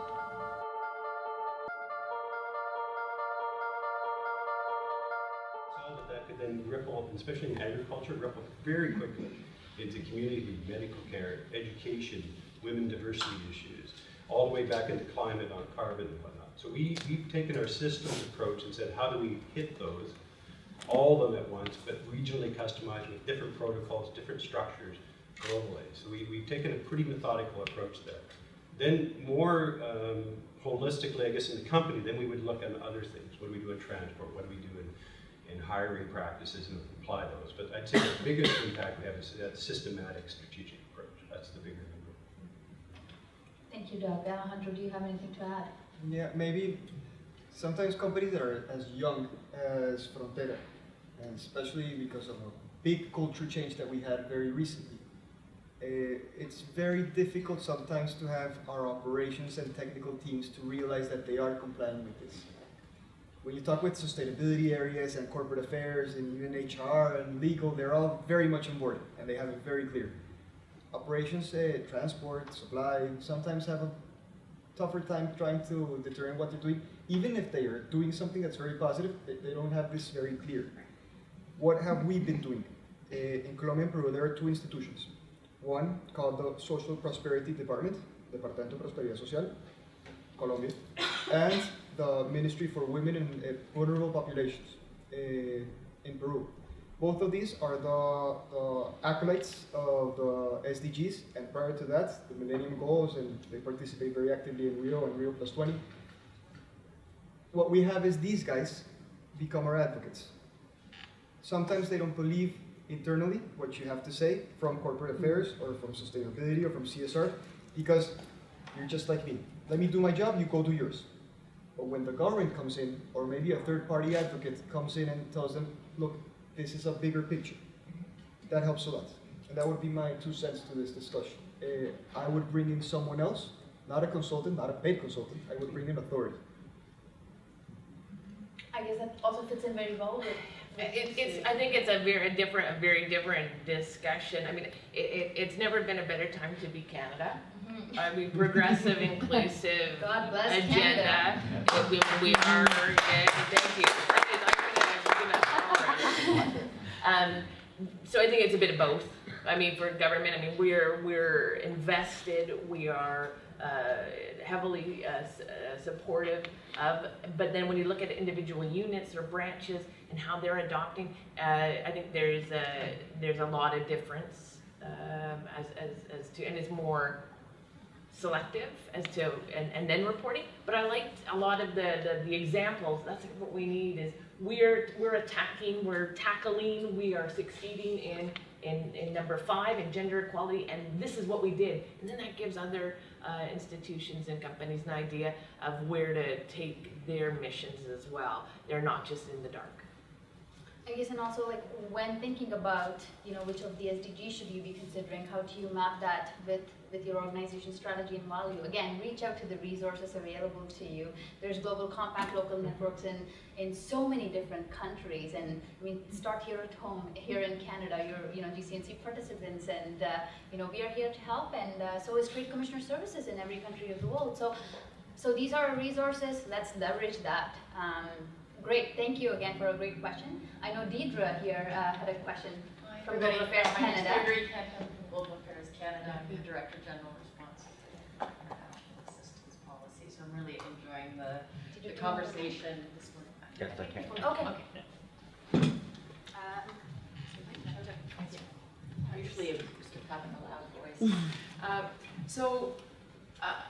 One of the key success factors of the SDGs and what makes them different from the MDGs is the universality, that this is applying to all countries. And in global affairs, we're used to thinking outward, so we need to think differently about the SDGs, that it's about Canada as well as internationally. When Prime Minister Trudeau spoke at the UN General Assembly last week, his speech was about Canada, and when I heard Alejandro talking about the Indigenous communities, and that's what the Prime Minister spoke about, the linkages between the gaps for Canada's Indigenous communities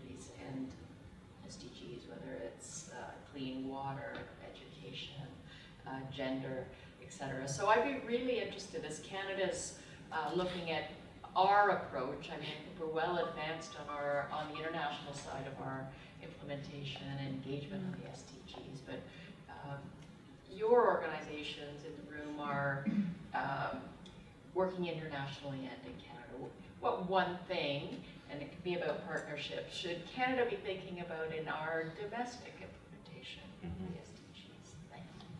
Thank you, Deirdre. That's a great question. So which one of you wants to take the first stab?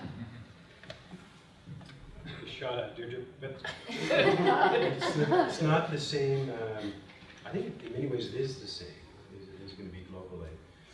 We would not try to do a different systematic approach here than we would try to take to the world. That doesn't mean, though, that the Canadian focus won't be different. So, for example, on our 4 RPs, we would be focusing in with Minister McKenna on trying to get several megatons of carbon out of biocarbon, working with growers and foresters around the country. In terms of water, we would be focusing in on the Great Lakes in terms of an accord with the U.S. to try to reduce nutrient loading off the agricultural contribution portion of that, so with that same system. In terms of gender equality and education, we would be taking for education to youth and to communities. We've got several apps and games. We're trying to get kids engaged in it so they can see how that works in an agricultural context. Same thing we would do for the U.S., same thing we would do in China. It's just differently applied. What I like about that is it has certain synergies for the financial community to audit it, for the legal community, for your groups to take that and not try to reinvent the wheel 16 ways to Sunday. We do that way too much, especially in agriculture. Maybe very briefly, and maybe encompassing all of the goals. It's communication. There's a very strong effort that has to be done domestically regarding communication, and there's something that I always see in several countries, and Canada is not the exception. There's a lot of information and there's a lot of advancement, but there's not enough education around that. And I would aim to snapshot where we were, snapshot what's been happening every year, every 2 years, I don't know, and then look at the final picture at the end of the road. Because sometimes in these projects that are so long to take and to execute, people don't see the differences, don't see the changes. And domestically, it has to be documented and communicated. That's my perspective on it. And that's also a great way for us to hold each other accountable and in implementing and making progress on these goals. Thank you. From a company perspective, I'm not really qualified. I won't. Thank you. you. No, I really won't. I do think, though, you hit on a really great point, and it's a good one to take back to the government. I know we struggled with it, is time is a big deal. Some of the stuff we're doing and started 15 years ago, we're just seeing it attack on a hockey stick kind of curve after 7-8 years. Even when we do charitable donations with major players, I don't expect it to be where I want it for 4 years. So you got to have a thought process that this is longer term, and governments have that problem because there's an election every 4 years, which is wonderful, but it causes a change. And it's the same thing with companies that are driven by the quarter often. So you have to have that ability to say, I'm going to cross all those milestones, but with a thought of a consistent system, a consistent goal at the end. The global goals do that, and they bridge each other. Again, I think what I'm hearing is long-term views have that, and time frames are very, very important in all of this. So thank you, Doug. Thank you, Deirdre. Do you have any follow-up questions? No. Did anybody else from the audience have any questions? Great. I'll talk loud, sorry. Thank you. I'm Sean Barr with EcoVadis. When we talk about partnerships, I think about supply chain. That's kind of where we live. 75% or so of, we would say, exposure from a carbon, water perspective lives in supply chains, and I would argue probably 75% of the potential impact around the SDGs probably lives there as well. So on your side, what are you doing with your suppliers to align, and what challenges are you seeing in doing that? Yeah, it's a great question. It's part of that shared value leverage piece that we really quite like. So 2 places on what we're doing. One is we have our supplier code of conduct that we work with every supplier on, relevant to human rights and the guiding principle structures of the foundation for that. So that's been recently done for us in the last 3 years. Very powerful, and it adds a lot, but it takes a lot of work. to interpret them and apply them appropriately. Two, on the system side, again, back to the 4R side, we are working with groups like Field to Market, the World Business Council, Sustainable Development, which then connects what Unilever, Walmart will want to sell to the public in terms of their claims on climate, all the way back down to our 4R system with protocols that we feed products and systems on. That's why we see the system being very important, because if we can't talk a similar language to Walmart and to the public, we're in trouble. Now we're creating 17 systems, the numbers aren't right, the metrics are out. Huge work to be done on metrics to feed into that system, but if we don't have the system's approach to do it, how do we get better on it? How do we connect back? How do we talk to the thousands of retailers? We have 1,500 stores in the field grow with growers. How can I talk to them about what Walmart wants if I don't have a system approach? So the value chain is critical to us. It's actually a massive opportunity to leverage. We're working with the NGOs. And we even actually have some NGOs that are now full-time working for our with the value chain players, with people on the farm to connect that up. I think Sean hit it spot on something that happens a lot in the extractive industry. And that's, we're responsible for our supply chain at the end of the day. What are we doing with American and Canadian suppliers? It's very easy, even European suppliers. They have this very, very embedded in their DNA. When you take a look at some other suppliers from Colombia and Peru, you start talking about these issues and they look at you like, but I just came here to move some land or to drill a well. They don't care, and that leads me to what we're doing right now is educate, letting them see that this, of course, is part of a bigger picture. What I was mentioning, looking for those advocates on an authority level to have those guys understand what's happening and embed that culture. We have one of those commitments in our sustainability policy. That's basically guarantee the sustainability of our sustainability policy, but it has to be fortified with huge amount of elements, and one of those is, of course, the SDGs. It's a challenge, but I think we're all walking in the right direction. So did you have anything to add? Oh, I think, Canadian firms and businesses are uniquely and well positioned to be a leader in accepting this role, but it's time consuming and it's profit taking and it's, but we are well positioned to do this. There's again lots of work to work on global supply chain diversity. There are workshops, there are ways run by the Global Compact, by the department itself, other institutions to help you look at your supply chain and how you institutionalize different parts of it. So make use of those. One other piece to building on the trade part, though, we see it as fundamentally to market access. If you want to market your products around the world, you better be considering the SDGs. You better be talking about your carbon targets. You better be talking about how you're doing things on human rights, or you're not going to have market access. It's quite business focused. So to the trade side, we're not going to be able to access certain areas if we're just not thinking that way. And it also makes business sense, doesn't it, Doug? Right? Like when you engage your suppliers, you're not only having making a socio-economic impact there, but you're also saving costs. You're helping them achieve their own objectives and goals, and I mean it's just value creation throughout the value chain, supply chain. So no, great points. Thank you so much. Did we have any more questions? We have two more questions. I'll start with Wes right here. Hi. Thank you guys very much for sharing what you've learned so far. One of the things that we've learned at our firm is that we're seeing a huge increase in the number of companies that are reporting to the SDGs. We do reporting and that kind of stuff. But the level of sophistication and how companies are reporting on it varies quite significantly. It's kind of like the Wild West at the moment.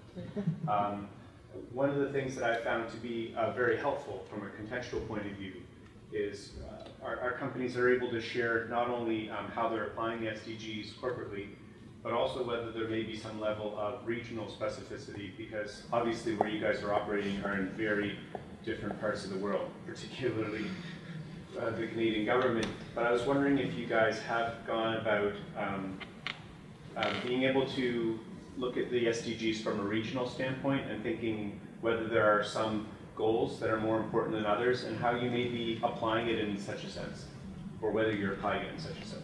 This was a big deal because we knew we had to create metrics And the SDGs kind of feed right into that now. So we know that the metrics popping out of that system can be on water quality, loading, carbon, gender numbers, etc. So we've remapped a lot of our numbers coming out of the system back in. So now that we've done that, we can lever the system and practices to deliver change within the metrics.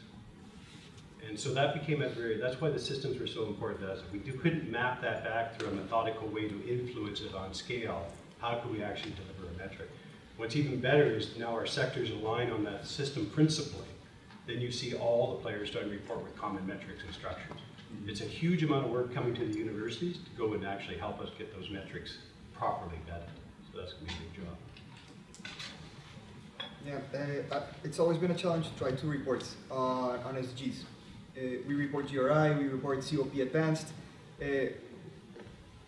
When we get to the SDGs, the Millennium Goals as well, we always think, how are we going to do this so that we set a standard and we're not doing something different from the rest of the industry, but maybe we can be groundbreaking. It's difficult. Until this year alone, we started with our sustainability report to start creating connections between these different reporting schemes to see how this is all embedded. And sometimes, and that's one of the biggest realizations that even the contractors that we have for our value chain see, most of the things are already being done, and there's initiatives that are being done for SDGs, but not necessarily they're being reported in a diligent manner. And I don't have the solution for it right now, and I have to be perfectly honest with you with that. But what I can be honest about is how we prioritize ones over others. And that's basically we map the country and then we map the regions. And at the end of the day, I have to repeat what I've been saying a couple times. We're not an investigation company, we're not a research company. We have to rely heavily on what those different governments, including the Canadian government, the Peruvian, the Colombian government, the Brazilian government, have for information in order to what those priorities are to attack. At the end of the day, what happened with the MDGs was they finished and governments realized that there was no goal. It's basically something that has to be constantly advancing. That's going to happen with SDGs as well, and I think there are several governments that are aiming very correctly at this now, and they're prioritizing what they want.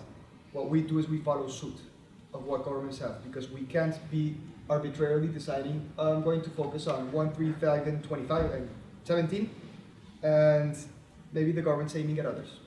And we like to tie it in a lot with our national stakeholders at the regional levels. To answer your question regarding regional engagement, since we have most of our operations in Latin America, there's the Center for the Global Compact for Latin America and the Caribbean, and that's our key anchor for this.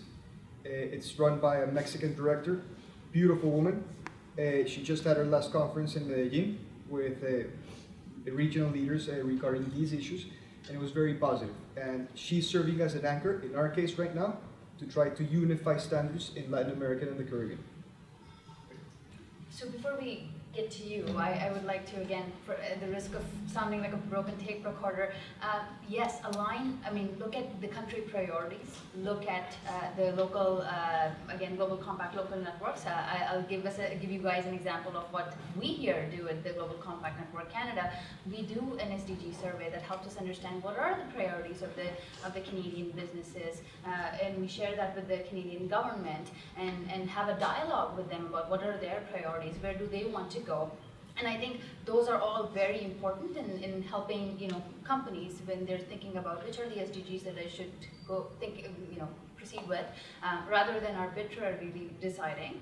It's good to align that with the national priorities and local priorities. So just wanted to say that before I don't think I can add any more to the conversation, unless I can rely on Deidre. I mean, there's the prioritization. I mean, the impact, Wes, is, I think, to move on with them. I don't know that there is a rating or volume. Yeah, well, for Canada, internationally, we recognize that the best way, the evidence points to the best way to address poverty is addressing gender equality and the empowerment of women and girls. So that's going to be the entry point for us. But yes, we need to take a comprehensive look. But under our new international assistance policy, we will be prioritizing environment and climate change and good governance, gender equality, so some of those fundamental pieces, sustainable economic growth, so growth that benefits everyone. the most, and frankly where Canada has a track record and it is able to make a difference with our partners. Just two learnings we've had, I think, in marketing certain products globally is that it's got to be locally customized. It's got to be local players, as you were saying, stakeholders on the ground there. Number two is, if prosperity is not addressed up front, forget the rest. Those smallholders, they've got to make some money. If they can't make the money, then you're not going to be able to talk about the other components. So our systems are kind of generated to allow them to get the food, not only for nourishment, but for prosperity production, which then allows us to ripple into medical and other components. Great point, Doug, thank you. And I know that, ma'am, you had a question. Well, I just wanted to make a comment, and I think we all need to think about what we consider measurement to be. I mean, everybody wants results, right? Whether it's you or whatever. I'll just give an example on the clean water and sanitation piece of this. Is that we're, you know, when we've been doing work, and I can talk about our own organization as well, but if we want to deal with the diarrhea that we talked about at the oral rehydration salts and stuff, my background's in nutrition. I went to McCarry University initially right after Idi Amin was thrown out. That tells you how old I am. Working in maternal and infant, working with pediatrics, being in the villages, etc. So I go back a long way, and I've watched how some of these things go through. But we can get, and people are quite willing to do things that you can count the numbers. But when we get into some of these things, we're dealing with behavior change and with empowerment and with changing how things happen. Right across the board with our water programs, whether it's local or any of the groups that have been working with community to help with water, we are really failing on the sanitation and hygiene area. In terms of, we have funding right now related to trachoma, elimination of this infectious disease that affects the eyes, and we're working in Iraq, but in other places. We were also in some other areas, semi-arid areas. When the funding came down, most of it was for surgery and for antibiotics, and we can count. But the other part of it is in, and if we're going to solve the problem, is in facial cleanliness, which means everything that touches the eyes, and in sanitation and hygiene, open defecation. Very little resources put there. That's the hardest piece, because that's where you're dealing with beliefs, such as, you know, the flies are gifts from God because they show that the rains are coming or whatever. No concept that flies in the eyes has a problem. Open defecation. Traditionally, nomadic people, that's how they dealt with things. You can't just go in and say, you know, we should have latrines, and I remember way back in Uganda, they got latrines even. Because if you do that, you might get people to go along with it.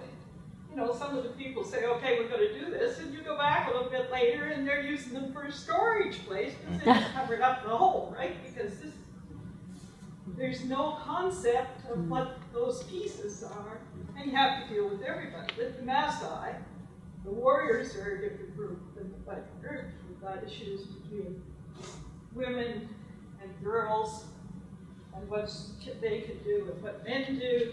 So you're dealing with a whole lot of things. This takes time, huge amount of time. But, you know, we have to understand when we're looking at measurement, when you're talking about, well, we want to be able to measure things. Not all the bosses up there, they want you to be able to tell them how many. But we have success when we've actually engaged the community, people who are in the community, got the right people, people who make the decision, so that may be working with the grandmothers versus the mothers, because it's children that have this right from infancy up to, and the largest from infancy to 3 years. But we can't just work with the mothers, because they're not making decisions about how the water's used. No, I think you're bringing up a tremendous point. I mean, one of the bigger successes we've had on our systems approach is understanding that locally it's got to be adopted and customized. So one of the pieces that we're currently working on, based on an example in Kenya, was to apply our 4R side. We tried it, but what wasn't working well there was we didn't add the second component, which was expanded extension and cultural work in the area. So we've now created what we call a 4R solution, which combines expanded extension and work on the ground to sensitize the cultural issues, the other components, getting the technical information in the right form to people, and at the right pace and speed, to your point, with the technical solution that we had. If you didn't do them both, you weren't going to win. That was the reality. And I think what worries me the most is not having enough time to do that properly over literally a decade or two.